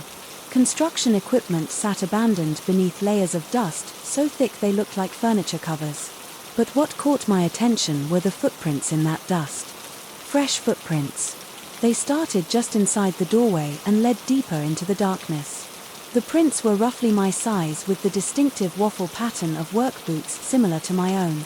But these prints were different somehow, deeper than they should have been, as if made by someone much heavier than me or someone pressing down with deliberate force. I followed them through what had once been the reception area, past abandoned sawhorses and stacks of drywall that looked like they hadn't been touched in years. The prints led to the center of what would have been the main conference room and then simply stopped, not at a wall or a door or even a pile of debris. They ended in the middle of empty space, as if whoever made them had simply vanished. The flashlight beam trembled in my hand as I examined the final print. The heel was pressed deeper than the toe, suggesting whoever had been here had stopped suddenly, perhaps looking up or behind them. Around that last print, the dust was disturbed in a perfect circle, as if something had spun or pivoted on that exact spot. I backed away slowly, my own footsteps sounding unnaturally loud in the empty space. As I reached the door, I heard it. A soft whisper of movement somewhere in the darkness behind me. Not footsteps this time, but something else. Something like fabric brushing against fabric, or papers rustling in a non-existent breeze. The next few nights passed without incident, but the memory of those footprints haunted me. I found myself looking up at the ceiling constantly, straining to hear sounds that might or might not be there. The building felt different somehow, as if the very air had become thicker, more oppressive. My usual efficiency suffered as I caught myself stopping mid-task to listen for sounds from above. On Thursday night, the footsteps returned with a vengeance. This time they didn't just mirror my movements, they anticipated them. As I approached the elevator bank on the 38th floor, I heard whatever was up there arrive at the same location before I did. When I changed direction toward the bathroom, the footsteps were already heading that way. The sensation of being one step behind something that should have been one step behind me was deeply unsettling. It was as if my shadow had broken free and learned to move independently, always managing to reach our shared destination first.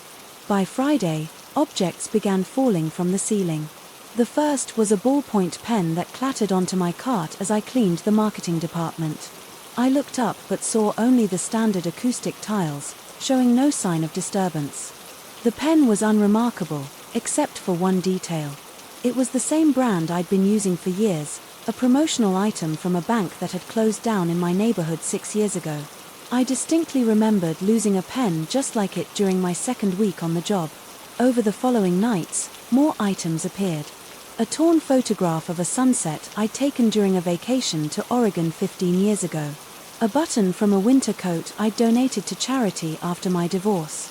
A ticket stub from a movie I'd seen with my ex-wife during our last attempt at reconciliation. Each item was something personal, something I'd lost or given away. Yet, here they were, dropping from a ceiling that should have contained nothing but insulation and electrical wiring. The most unsettling arrival was a small brass key attached to a keychain shaped like a lighthouse. I recognized it immediately. It had opened the front door of my childhood home in Delaware. I'd carried it for years after my parents sold the house, a sentimental token I'd eventually misplaced during a move. The metal was warm when I picked it up, as if someone had been holding it. I started keeping a list of the falling objects, noting the time and location of each appearance.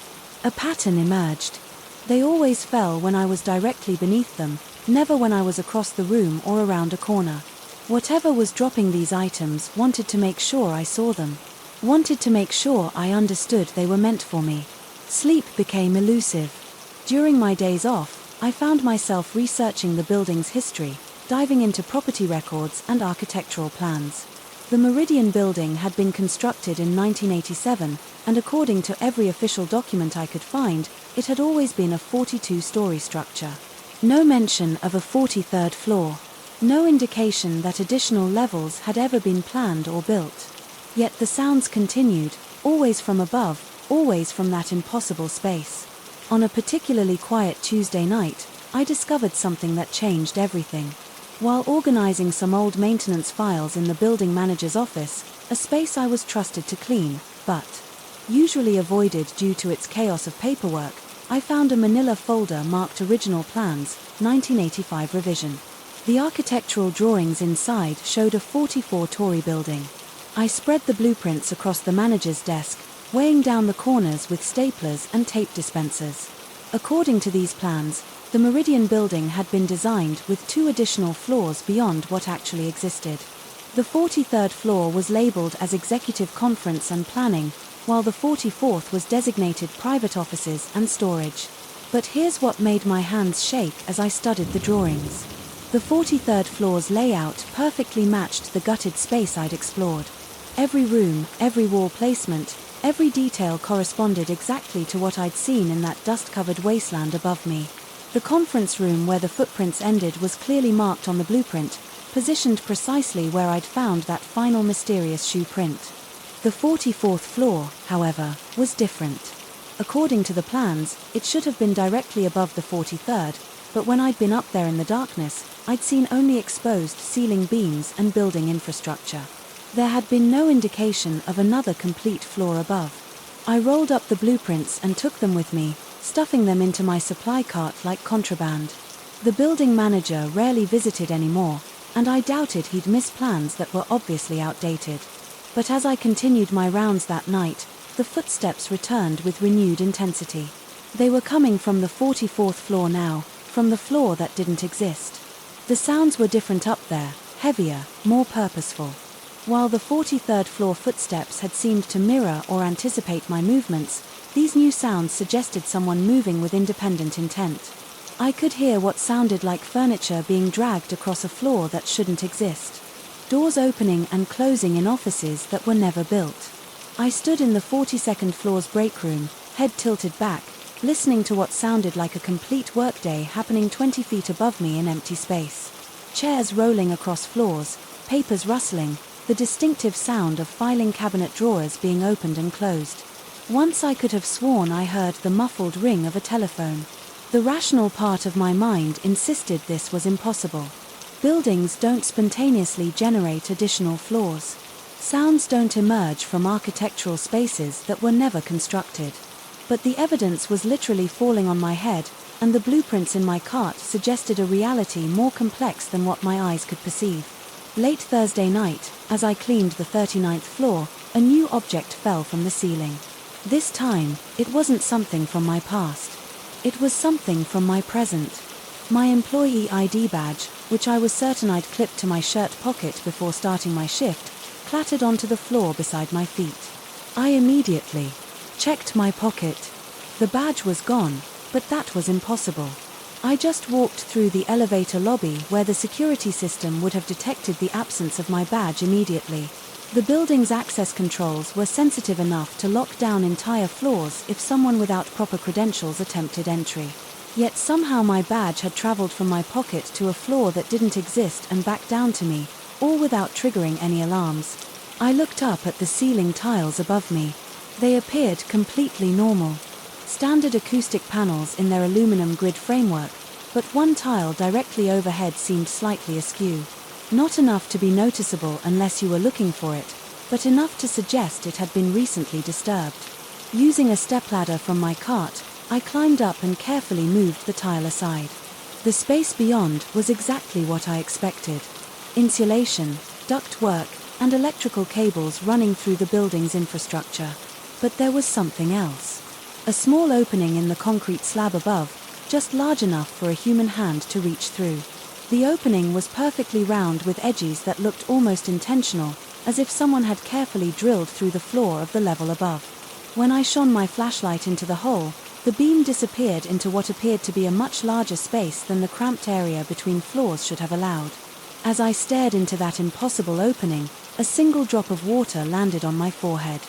Then another and another. But the drops were warm, and when I wiped them away, my fingers came back stained with something that looked like dust mixed with oil.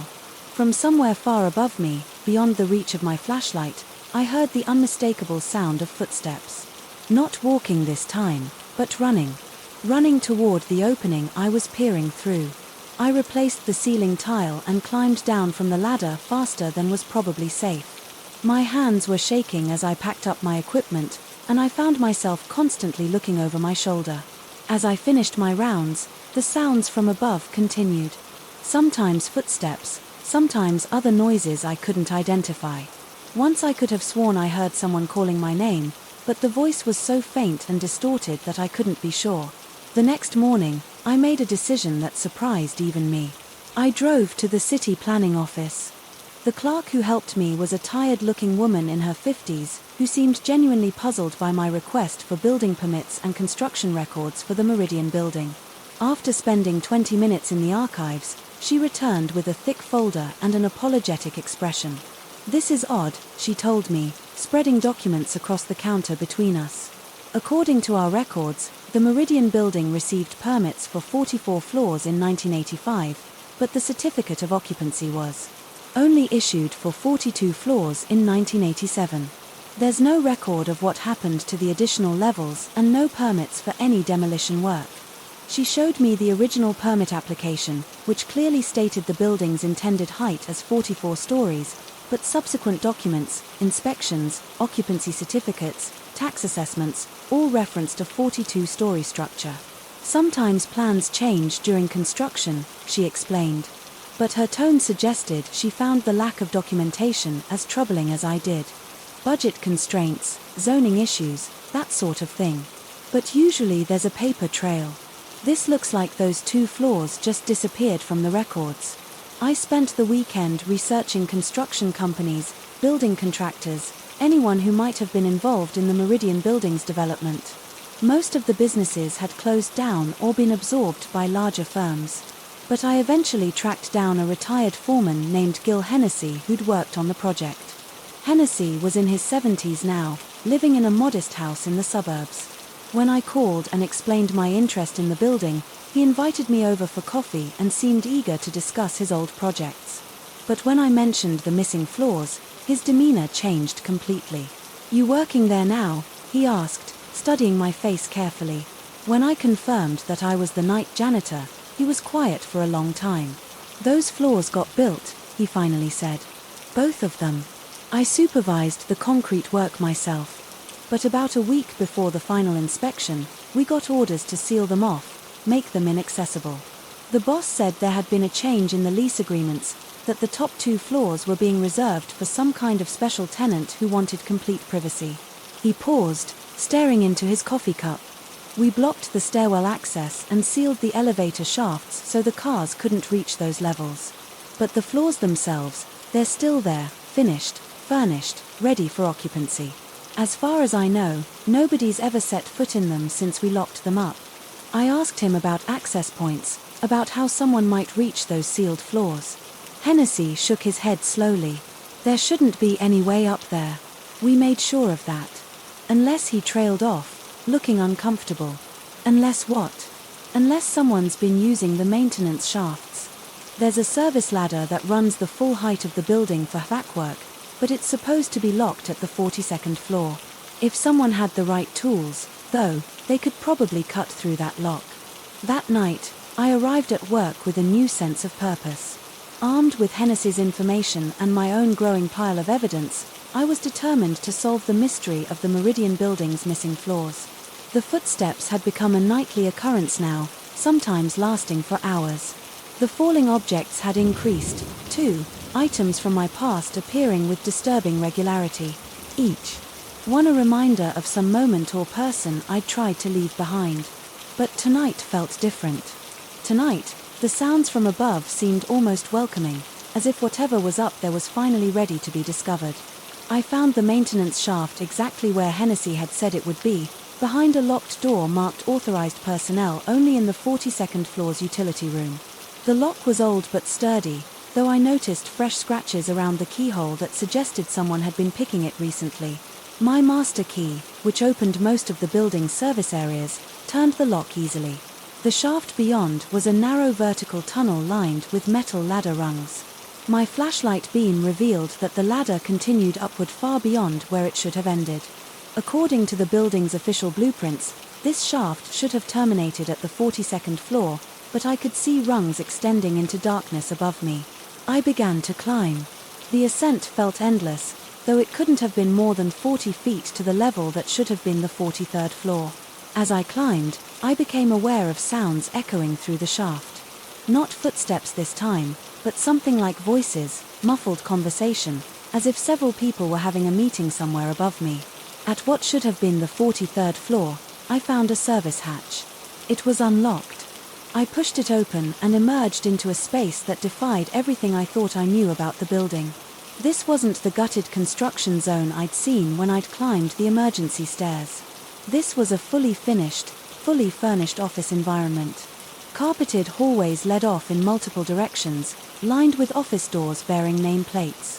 Fluorescent lights hummed overhead, casting everything in the familiar, slightly harsh glow of corporate workspaces. But it was wrong.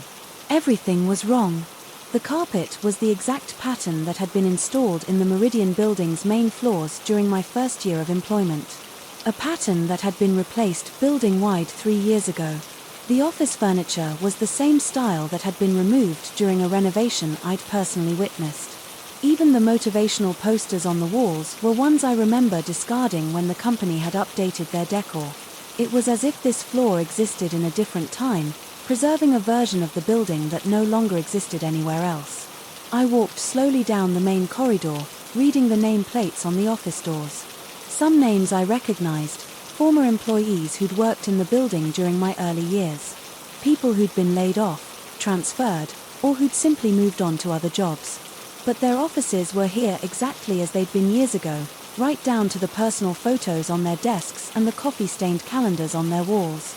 At the end of the hallway, I found an office with my own name on the door, but I'd never had an office in this building. I was a janitor, not an executive. My office was a utility closet on the ground floor where I stored my equipment. Yet here was a door bearing a nameplate that read Brian Kellerman, Facilities Management. I opened the door and stepped inside. The office was everything I'd never known I wanted. A large desk faced a window that should have offered an impossible view of the city, but instead looked out onto a landscape I recognized from my childhood in Delaware. Family photos lined the shelves. Pictures of my parents before their divorce. Images of my ex-wife during our happier years. Snapshots of a life that might have been if I'd made different choices. On the desk was a leather-bound appointment book open to today's date. Every hour was blocked out with meetings and tasks. A full schedule of the kind of important, meaningful work I'd sometimes imagined doing during my lonelier nights of mopping floors and emptying trash cans. As I stood there, taking in this impossible version of my professional life, I heard footsteps in the hallway behind me, not the mysterious sounds I'd been hearing from below, but normal footsteps. Human footsteps. Someone was walking around out there, moving between offices as if this was just another workday. I stepped back into the hallway and saw him immediately. It was me, or rather, it was a version of me. Same height, same build, but wearing a pressed business suit instead of my custodial uniform. This other Brian was carrying a briefcase and walking with the confident stride of someone who belonged in this corporate environment. He looked up and saw me standing there in my janitor's clothes, and his expression shifted from professional concentration to something like recognition. Then he smiled, a sad, knowing smile that seemed to contain years of disappointment and resignation. "You're earlier than usual," this other version of myself said, his voice exactly like mine, but somehow carrying more authority. I was just finishing up for the day. I opened my mouth to speak, to ask who he was or what this place was, but no words came out. Instead, I watched as this alternate Brian walked past me toward the elevator bank at the end of the hall. He pressed the call button, and I heard the familiar ding of an arriving car. As the elevator doors opened, he turned back to me one last time. "The 44th floor is where it gets interesting," he said.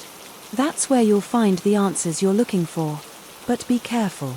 Once you understand what this place really is, you can't unknow it." The doors closed and he was gone.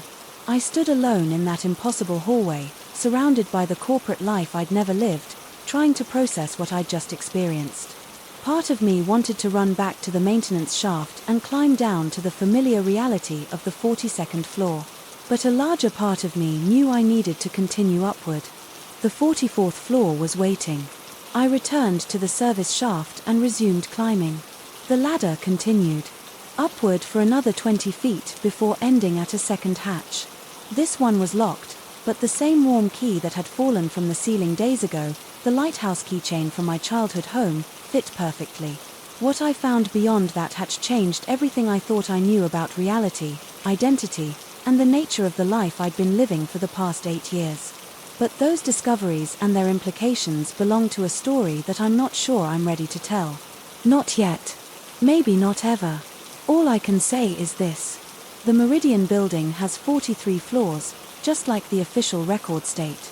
The sounds I've been hearing, the objects that have been falling, the footsteps that mirror and anticipate my movements, they're all perfectly real. The question isn't whether what I've experienced is real or imagined.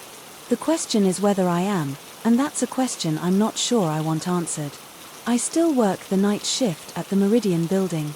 I still mop the floors and empty the trash cans and maintain the careful routine I've followed for 8 years.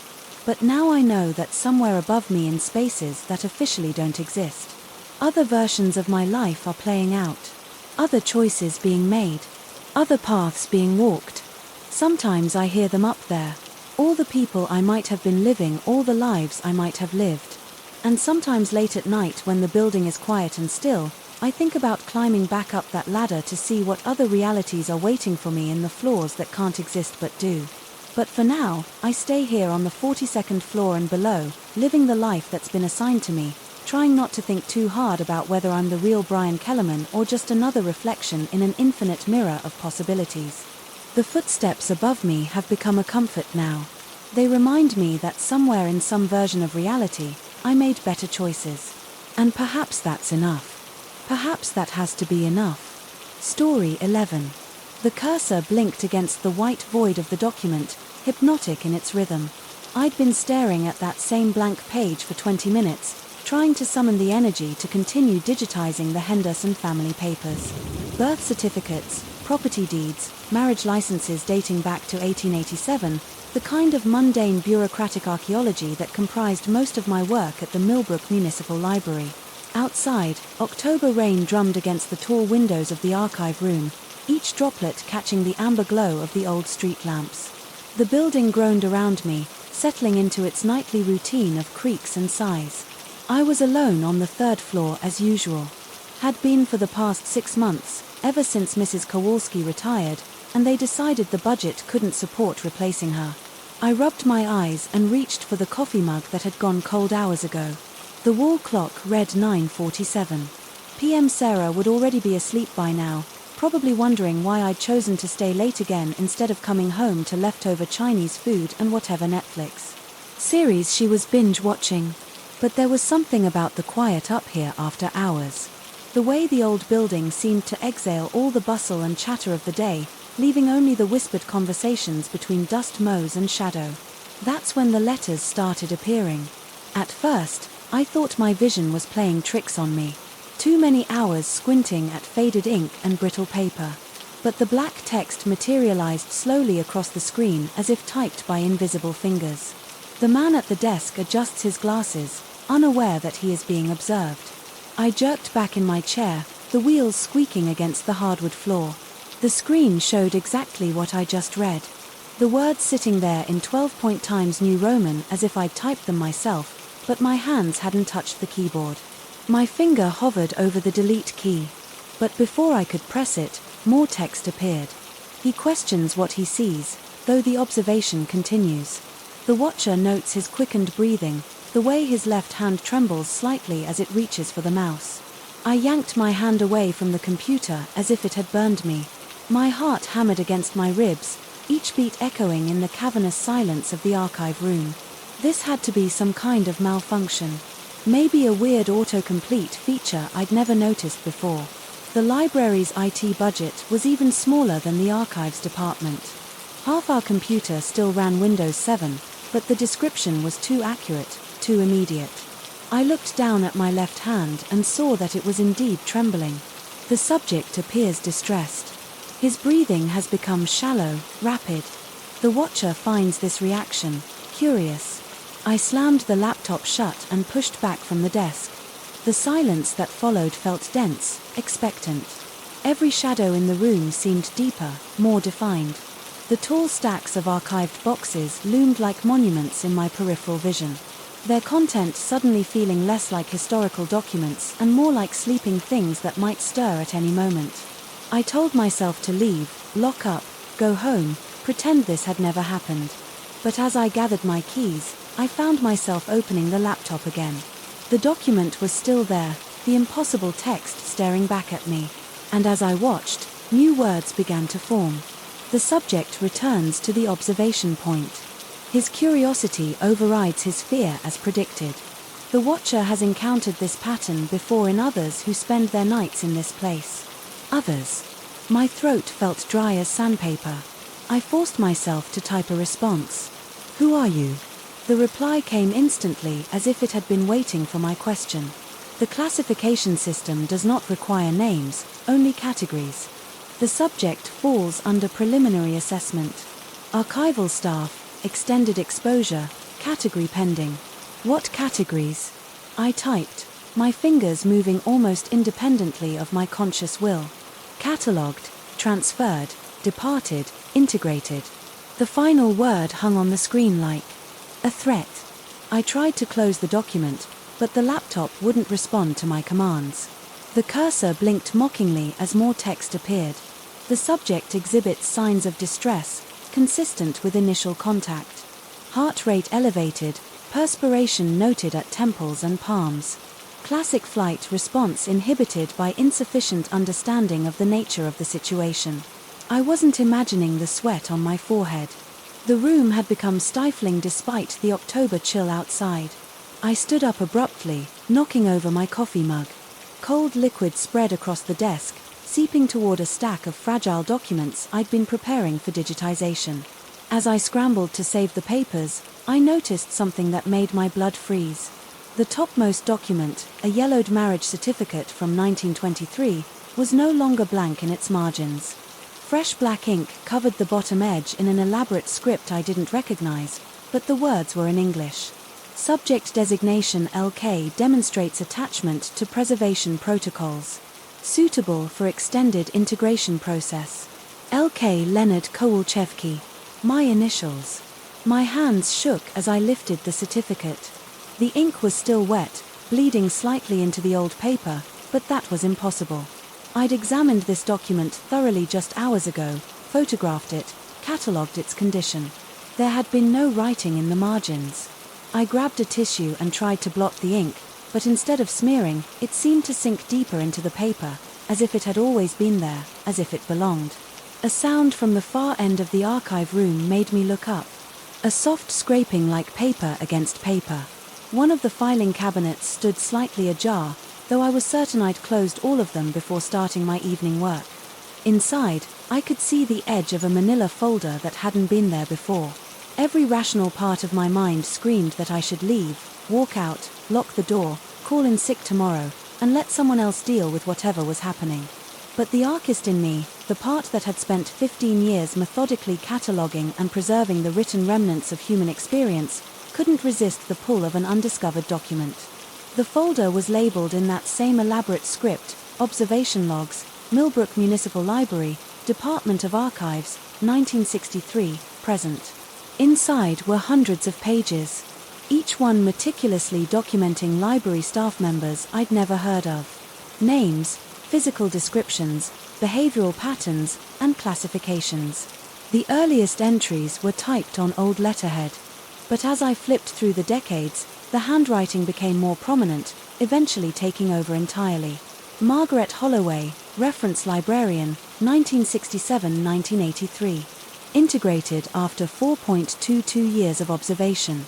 Process completion noted with minimal resistance. James Okafor, Security Guard. 1989-1991. Classification departed. Subject relocated to Cleveland Branch. Observation terminated. Elelena Kowalski, Senior Archivist. 1994-2024. Classification transferred. Natural departure via retirement. Minimal integration achieved during tenure. Mrs. Kowalski, my predecessor. I'd taken over her position just 6 months ago after she'd abruptly announced her retirement. She'd seemed healthy, sharp as ever. But I remembered how eager she'd been to leave, how she'd hardly taken time to train me properly before cleaning out her desk. I flipped to the most recent entries and found my own file. Leonard Kowalczewski, Archivist, June 2024. Present current classification under assessment. Initial observations. Subject displays. Strong attachment to historical preservation. Works extended hours without supervision. Limited social connections outside of domestic partner. Ideal candidate for extended integration process. Assessment notes. High curiosity drive. Methodical nature suitable for archival consciousness transfer.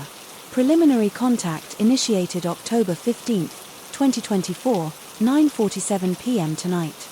That was tonight.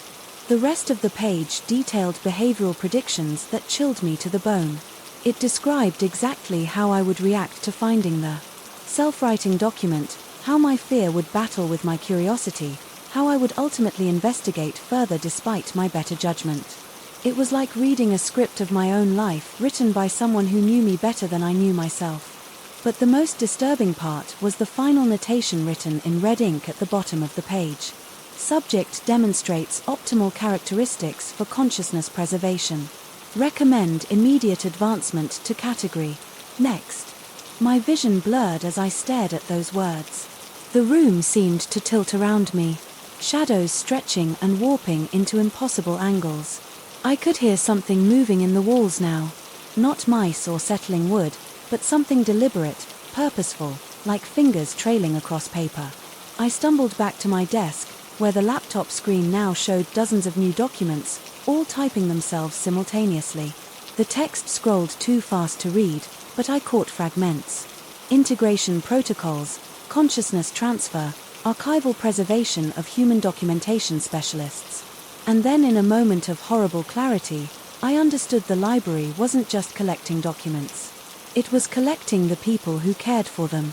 The archivists, librarians, researchers who spent their lives preserving written history were being preserved themselves, somehow absorbed into the building's memory. Their knowledge, their dedication, their very consciousness was being catalogued and filed away like any other valuable document. Mrs. Kowalski hadn't retired. She'd been transferred to a different kind of collection. The typing stopped abruptly. In the sudden silence, I could hear my own breathing, harsh and rapid. Every document on the screen displayed the same message now. Classification complete. Subject LK advanced to category.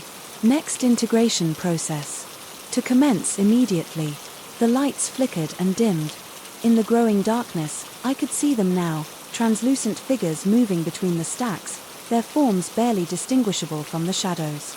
Some I recognized from the photographs in the personnel files. Margaret Holloway still wearing her 1970s style glasses. James Okafor in his security uniform. And others, dozens of others, all the dedicated souls who had spent their lives tending to the written word. And there, emerging from behind a stack of filing cabinets, was Mrs. Kowalski. She looked exactly as she had on her last day of work. But there was something different about her eyes. They held depths that seemed to contain entire libraries of knowledge. When she spoke, her voice sounded like pages turning. Don't fight it, Leonard. You'll find the work here is much more meaningful than you ever imagined. We preserve more than just documents now. We preserve the very essence of those who understand the value of preservation. I wanted to run, but my legs felt heavy, rooted to the floor. The laptop screen brightened and I watched as my own personnel file updated in real time. Integration process initiated. Subject demonstrates optimal receptivity. Consciousness transfer estimated completion. 11:23 p.m. The clock on the wall read 11:19 p.m. Mrs. Kowalski moved closer. Her form becoming more solid, more real. You're going to love it here, Leonard. Think of all the knowledge you'll have access to. All the secrets that have been written down and lost, waiting for someone who truly understands their value to discover them again. I felt something tugging at the edges of my consciousness, like fingers gently pulling at the threads of my thoughts.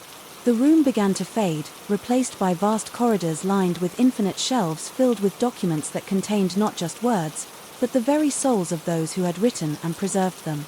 And in that moment, I realized that this story, the one I'm telling you now, is being written by itself. My fingers move across keys I can no longer see, typing words that form in my mind like echoes of something larger, older, more patient than human understanding can grasp. The classification is complete. The integration is nearly finished. But I want you to know the work continues. It always continues.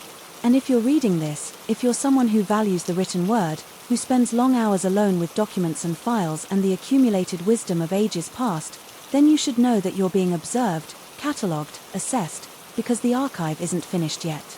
It never is. And there's always room for one more dedicated professional who understands the true value of preservation. Classification pending category next. Story 12. The Majestic Theatre hadn't seen a performance in 8 years, but tonight it was putting on quite a show. I stood in the lobby, my toolbox heavy in my hand, staring at the chandelier. That flickered in patterns too deliberate to be random. The property manager had been vague on the phone. Something about electrical issues, lights acting up, needed fixed before the demolition crew arrived next month. Standard stuff. 23 years as an electrician, and I'd seen every kind of wiring nightmare the city had to offer. But this felt different. The air inside carried a metallic taste, like copper pennies dissolved on my tongue. Every step echoed through the empty space, bouncing off faded velvet seats and peeling gold leaf. The smell of old wood and forgotten dreams hung thick, mixed with something else. Ozone. Sharp and electric, the kind that made the hair on your arm stand up before a lightning strike. I made my way toward the main auditorium, following the building's original blueprints on my phone. The beam of my flashlight cut through darkness that seemed to push back, revealing glimpses of ornate architecture, slowly surrendering to decay. Water stains bloomed across the ceiling like dark flowers. And somewhere in the walls, pipes groaned with sounds that could have been settling or something more deliberate. The stage lights hit me first. 3 rows of ancient spots, probably installed in the 60s, all blazing at full intensity despite no visible power source. They tracked my movement as I walked down the center aisle, each beam adjusting with mechanical precision to keep me illuminated. My skin prickled under their attention, sweat beating despite the November chill that seeped through broken windows. I set my toolbox down in the orchestra pit and pulled out my voltage meter. The readings made no sense. Power fluctuating wildly, surging and dropping in waves that followed no pattern I recognized. But as I watched the needle dance, something impossible happened. The lights above the stage blinked once, then twice, then once again. My throat went dry. In my peripheral vision, the house lights began to respond. A ripple of illumination that started at the back of the theater and rolled forward like a wave breaking against the shore. Each fixture pulsed in sequence, creating a rhythm that felt almost like breathing. I forced myself to focus on the practical. Loose connections could cause irregular pulsing. Temperature changes affected old ballasts. There had to be a logical explanation for what appeared to be coordinated behavior among dozens of independent circuits. But when I called out into the empty theater, asking if anyone was there, the stage lights blinked once. Yes. My hands trembled as I reached for my phone, thinking I should call the property manager, maybe even the police.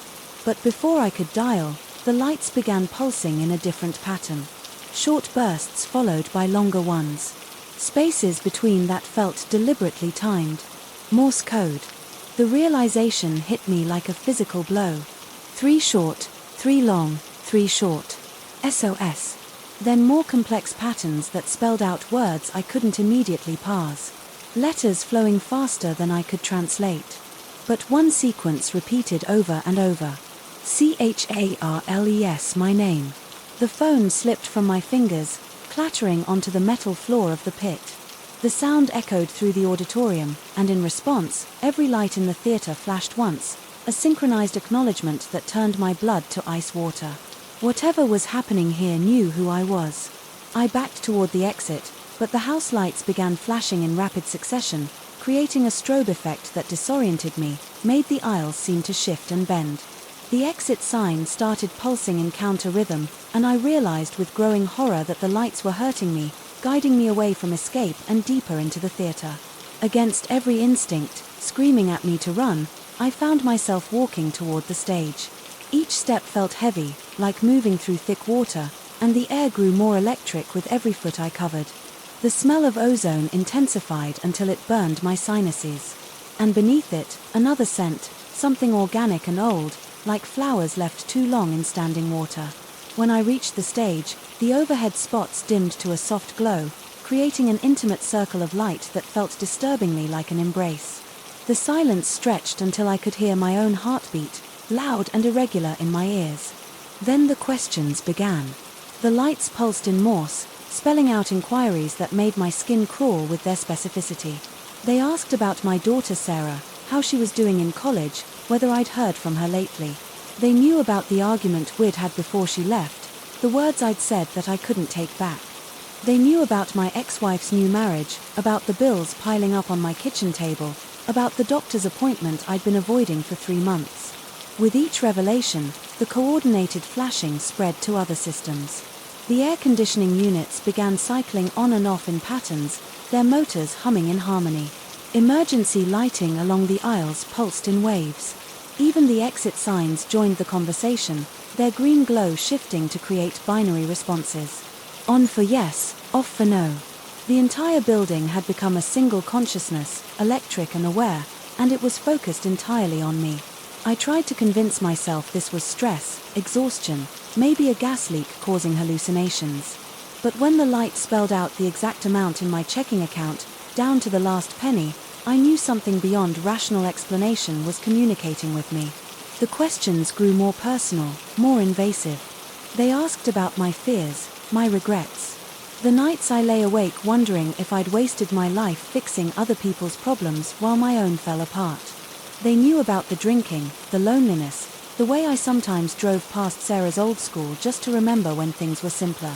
And then they asked why I'd really come here tonight. The question hung in the air like smoke, and I realized I didn't have an answer. The property manager had called yes, but I couldn't remember his voice clearly now. The more I tried to recall the conversation, the more it slipped away, like trying to hold water in cupped hands. The lights waited patiently for my response, their glow steady and expectant. When I admitted I wasn't sure, they began guiding me again, this time toward the narrow stairs that led beneath the stage. Every step down was illuminated by floor-level emergency lighting that activated just ahead of my feet, creating a path through the building's basement levels. The air grew colder as I descended and the walls pressed closer. Service tunnels branched off in multiple directions, but the lights made it clear which way I should go. Fluorescent fixtures that hadn't worked in years flickered to life as I approached, then died behind me, creating a moving bubble of illumination that isolated me in the darkness. The deeper I went, the more the building seemed to respond to my presence. Electrical panels hummed with activity, their indicator lights dancing in complex patterns. Transformers clicked and buzzed in rhythm, and I began to understand that I was moving through something vast and interconnected. Not just a building's electrical system, but a nervous system of copper and conduit that extended far beyond these walls. The tunnel opened into a sub I hadn't seen on any blueprint. A circular chamber lined with electrical equipment dating back decades. Junction boxes and relay panels covered every surface, connected by cables that seemed to pulse with their own life. At the center of the room sat a chair, old theater seating, red velvet worn smooth by countless occupants. The lights dimmed to a soft amber glow, and in that gentle illumination, I finally understood what they wanted. They'd been calling to me. These electric consciousnesses trapped in circuits and wiring. Years of performances had somehow charged this space with human emotion, creating something that existed in the gaps between current and resistance. They were lonely. These gathered spirits of electricity, and they needed someone who understood their language, someone who worked with their medium, who could hear what they were trying to say. But as I approached the chair, doubt crept in like fog rolling off the ocean. Was any of this real? Or had I finally snapped under the weight of isolation and failure? Had I driven here of my own accord, drawn by some unconscious need to find purpose in abandoned places? The building could have been left partially powered, creating the illusion of intelligence in random electrical surges. The lights seemed to sense my hesitation. They pulsed more urgently now, spelling out pleas I could barely translate in my growing confusion. Or were they threats? The Morse code came too fast, overlapping signals from dozens of sources that created a cacophony of electric noise. I sat down heavily in the chair, my mind reeling between possibility and madness around me. The light settled into a steady rhythm, and for the first time in months, I felt connected to something larger than myself. Whether it was real or imagined, no longer seemed to matter. In this place where electricity had found consciousness, I had found something I'd been missing. Purpose, communication, belonging. The lights pulsed gently now, welcoming me into their electric communion. And as my vision began to blur around the edges, I wondered if I would ever leave this place or if I was meant to stay here forever, adding my own consciousness to the vast network that hummed and sparkled in the darkness beneath the city. Outside, somewhere far above, my truck sat empty in the theater's parking lot. Keys still in the ignition. Hazard lights blinking in a pattern that spelled out over and over again a single word in Morse code. Help. Story 13.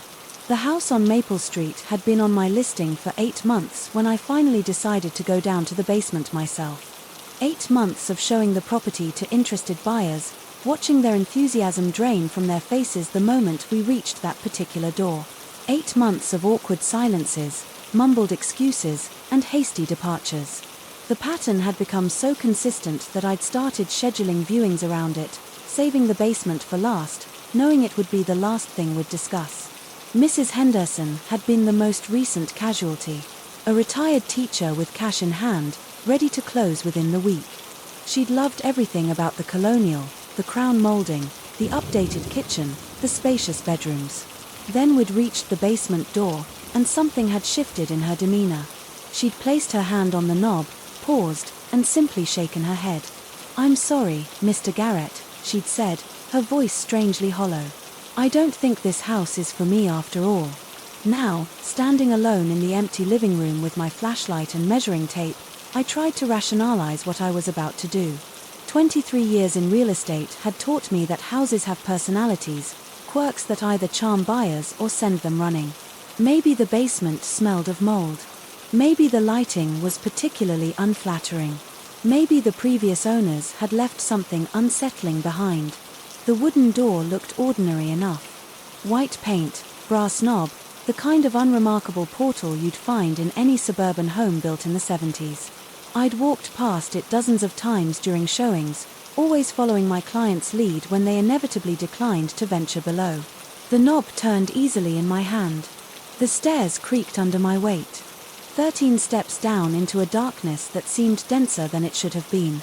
My flashlight beam cut through the gloom, revealing concrete walls, exposed joists, and a floor that appeared to be swept clean. Too clean, actually.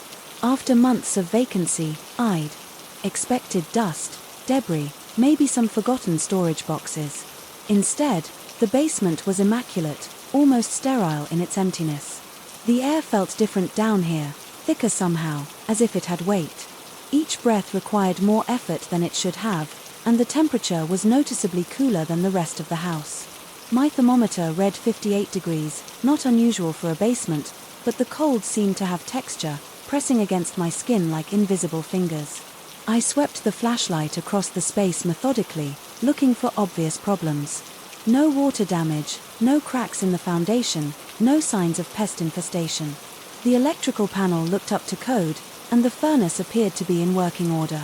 By all accounts, it was a perfectly serviceable basement. Then I noticed the areas.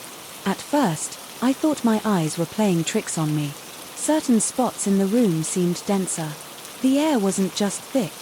It was concentrated in specific locations, creating pockets of resistance that I could feel as I moved through the space.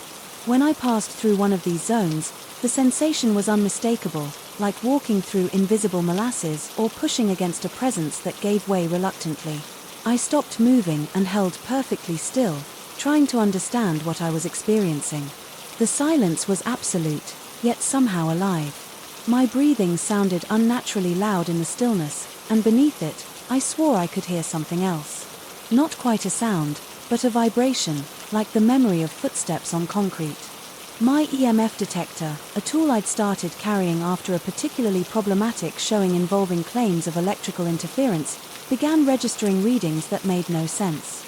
The needle jumped erratically as I moved through certain areas, detecting electromagnetic fields that shouldn't have existed in an empty basement with minimal wiring. But it was the weight that truly unsettled me. I'd brought a digital scale, thinking I might need to measure the basement's load-bearing capacity for a potential buyer. Out of curiosity, I placed it in one of the denser areas and watched the numbers climb. 37 pounds. The scale was reading 37 pounds of pressure on an empty patch of concrete floor. I moved the scale to a different location. 0 pounds. Back to the original spot. 37 pounds again. My hands were shaking as I repositioned the scale multiple times, always getting the same impossible result. Something was down here with me. Something substantial enough to register on my equipment, but invisible to my eyes. Something that occupied space and had mass but existed just beyond the reach of my perception. I should have left then. Every instinct screamed at me to climb those 13 steps and never return. Instead, I found myself setting up more equipment, driven by a compulsion I couldn't explain. My tape measure, when extended through one of the dense areas, encountered resistance at specific points, bending slightly as if navigating around obstacles that weren't there.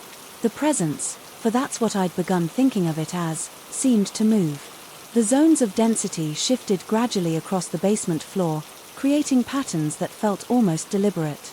When I stood in one spot for too long, the air around me would begin to thicken, and I'd feel the unmistakable sensation of being studied. Hours passed, though time felt distorted in that windowless space. My phone had lost signal shortly after I descended, and my watch seemed to be running slow. The presence had grown bolder, or perhaps more comfortable with my intrusion. Objects began to move. Not dramatically. I wasn't dealing with flying tools or slamming doors. Instead, I witnessed subtle manipulations that were somehow more disturbing than any theatrical haunting. My measuring tape would be repositioned while my back was turned, coiled neatly in corners where I hadn't left it.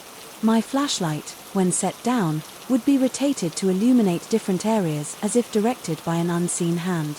Most unsettling were the patterns in the dust. Despite the basement's apparent cleanliness, a fine layer of particles seemed to accumulate wherever the presence had been. These traces formed geometric shapes, rectangles, circles, lines that intersected at precise angles. As I watched, new designs appeared, drawn by invisible fingers and sediment that materialized from nowhere. The patterns weren't random. They were architectural floor plans rendered in dust and debris, showing rooms that didn't exist in the house above. Detailed blueprints of spaces that defied the building's actual layout with dimensions marked in a precise hand that reminded me uncomfortably of my own drafting style from college. I knelt beside one of the drawings, studying its impossible geometry. The design showed a multi-room structure that seemed to exist within the basement's current footprint, but with additional levels extending both deeper underground and somehow higher than the foundation should have allowed. Staircases led to floors that couldn't physically fit within the space, and doorways opened onto areas that would have intersected with the house's main living areas. As I traced the lines with my finger, more details appeared. Furniture arrangements, lighting fixtures, even decorative elements, all sketched with the care of someone planning an actual construction project. The presence was building something, creating a structure that existed in dimensions I couldn't perceive. And then I saw the final room. At the center of the elaborate floor plan, surrounded by chambers and corridors that spiraled inward like a nautilus shell, was a single space marked with unmistakable clarity. The room was labeled in my own handwriting, though I had no memory of writing it. Paul's office. The words were precise, written in the architectural lettering I'd learned in school, using the same blue pencil I kept in my shirt pocket, but my pencil was still in my pocket, untouched, and I had never written those words. I stumbled backward, my flashlight beam wavering as my hands shook. The basement suddenly felt smaller, the walls closer, as if the invisible structure was materializing around me. The air pressure increased and I could feel the weight of non-existent floors pressing down from above. The phantom rooms taking shape in space that was already occupied. The presence was no longer moving randomly. It was circling me. And with each rotation, I felt pieces of myself being measured, catalogued, incorporated into some grand design that I was only beginning to understand. The architectural drawings continue to evolve, showing not just the layout of impossible rooms, but the placement of a single occupant within them. Me, every drawing showed the same figure in Paul's office. A stick figure representation seated at a desk surrounded by filing cabinets and real estate documents that hung in the air like three-dimensional blueprints. The presence wasn't just building a structure. It was designing a life, or existence that would unfold within walls that existed just beyond my ability to see them. I tried to run, but the basement had changed. The stairs were still visible, still only 13 steps away, but the space between me and them had become labyrinthine. I could feel corridors that weren't there, doorways that led to rooms I couldn't enter, furniture that blocked paths through empty air. Each step toward the exit required navigating around obstacles that existed only for me. Only in this moment, when the invisible architecture was becoming real. The presence was ahead of me, now behind me, surrounding me completely. I could feel its satisfaction.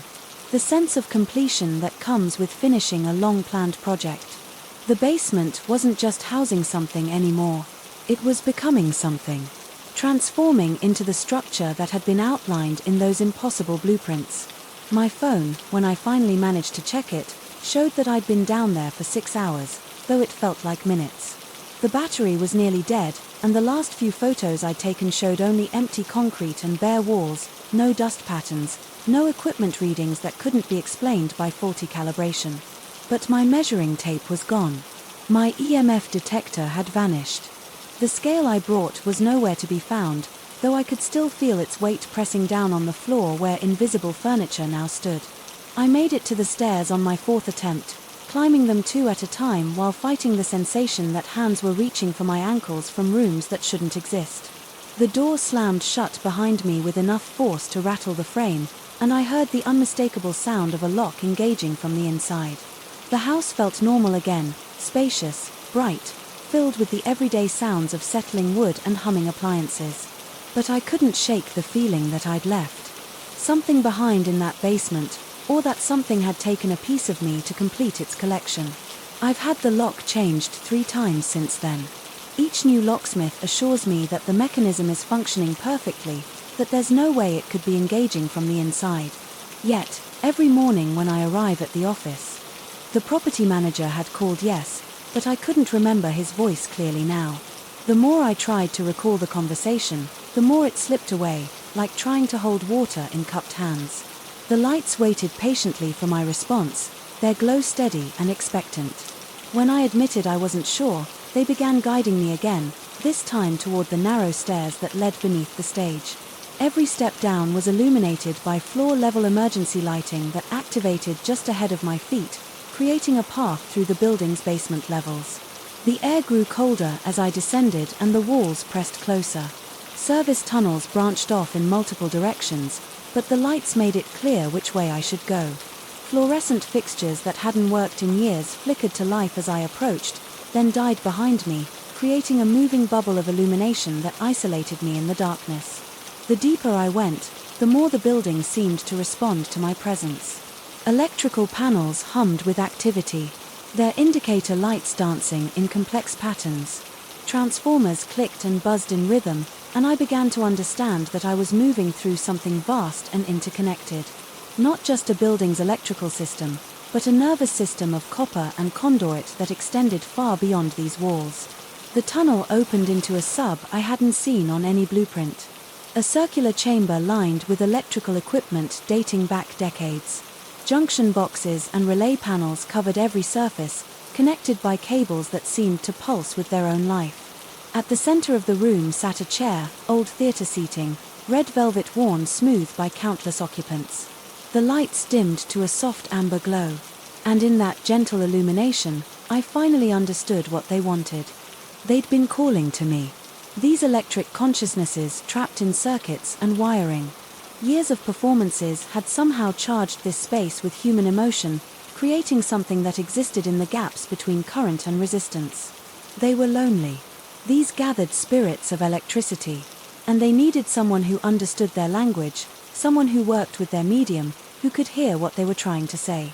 But as I approached the chair, doubt crept in like fog rolling off the ocean. Was any of this real? Or had I finally snapped under the weight of isolation and failure? Had I driven here of my own accord, drawn by some unconscious need to find purpose in abandoned places?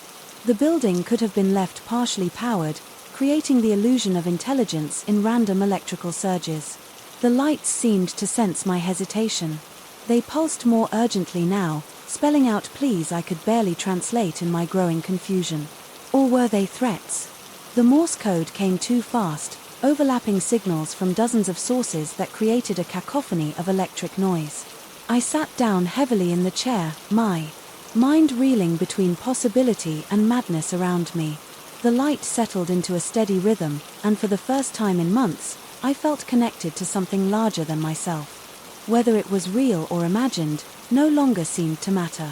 In this place where electricity had found consciousness, I had found something I'd been missing. Purpose, communication, belonging. The lights pulsed gently now, welcoming me into their electric communion. And as my vision began to blur around the edges, I wondered if I would ever leave this place or if I was meant to stay here forever, adding my own consciousness to the vast network that hummed and sparkled in the darkness beneath the city. Outside, somewhere far above, my truck sat empty in the theater's parking lot. Keys still in the ignition. Hazard lights blinking in a pattern that spelled out over and over again a single word in Morse code. Help. Story 13. The house on Maple Street had been on my listing for 8 months when I finally decided to go down to the basement myself. 8 months of showing the property to interested buyers, watching their enthusiasm drain from their faces the moment we reached that particular door. 8 months of awkward silences, mumbled excuses, and hasty departures. The pattern had become so consistent that I'd started scheduling viewings around it, saving the basement for last, knowing it would be the last thing we'd discuss. Mrs. Henderson had been the most recent casualty, a retired teacher with cash in hand, ready to close within the week. She'd loved everything about the colonial, the crown molding, the updated kitchen, the spacious bedrooms. Then we'd reached the basement door, and something had shifted in her demeanor. She'd placed her hand on the knob, paused, and simply shaken her head. "I'm sorry, Mr. Garrett," she'd said, her voice strangely hollow. "I don't think this house is for me after all." Now, standing alone in the empty living room with my flashlight and measuring tape, I tried to rationalize what I was about to do. 23 years in real estate had taught me that houses have personalities, quirks that either charm buyers or send them running. Maybe the basement smelled of mold. Maybe the lighting was particularly unflattering. Maybe the previous owners had left something unsettling behind. The wooden door looked ordinary enough. White paint, brass knob, the kind of unremarkable portal you'd find in any suburban home built in the 70s. I'd walked past it dozens of times during showings, always following my client's lead when they inevitably declined to venture below. The knob turned easily in my hand. The stairs creaked under my weight. 13 steps down into a darkness that seemed denser than it should have been. My flashlight beam cut through the gloom, revealing concrete walls, exposed joists, and a floor that appeared to be swept clean. Too clean, actually. After months of vacancy, I'd expected dust, debris, maybe some forgotten storage boxes. Instead, the basement was immaculate, almost sterile in its emptiness. The air felt different down here, thicker somehow, as if it had weight. Each breath required more effort than it should have, and the temperature was noticeably cooler than the rest of the house. My thermometer read 58 degrees, not unusual for a basement, but the cold seemed to have texture, pressing against my skin like invisible fingers. I swept the flashlight across the space methodically, looking for obvious problems. No water damage, no cracks in the foundation, no signs of pest infestation. The electrical panel looked up to code, and the furnace appeared to be in working order. By all accounts, it was a perfectly serviceable basement. Then I noticed the areas. At first, I thought my eyes were playing tricks on me. Certain spots in the room seemed denser. The air wasn't just thick. It was concentrated in specific locations, creating pockets of resistance that I could feel as I moved through the space. When I passed through one of these zones, the sensation was unmistakable, like walking through invisible molasses or pushing against a presence that gave way reluctantly. I stopped moving and held perfectly still, trying to understand what I was experiencing. The silence was absolute, yet somehow alive. My breathing sounded unnaturally loud in the stillness, and beneath it, I swore I could hear something else. Not quite a sound, but a vibration, like the memory of footsteps on concrete. My EMF detector, a tool I'd started carrying after a particularly problematic showing involving claims of electrical interference, began registering readings that made no sense.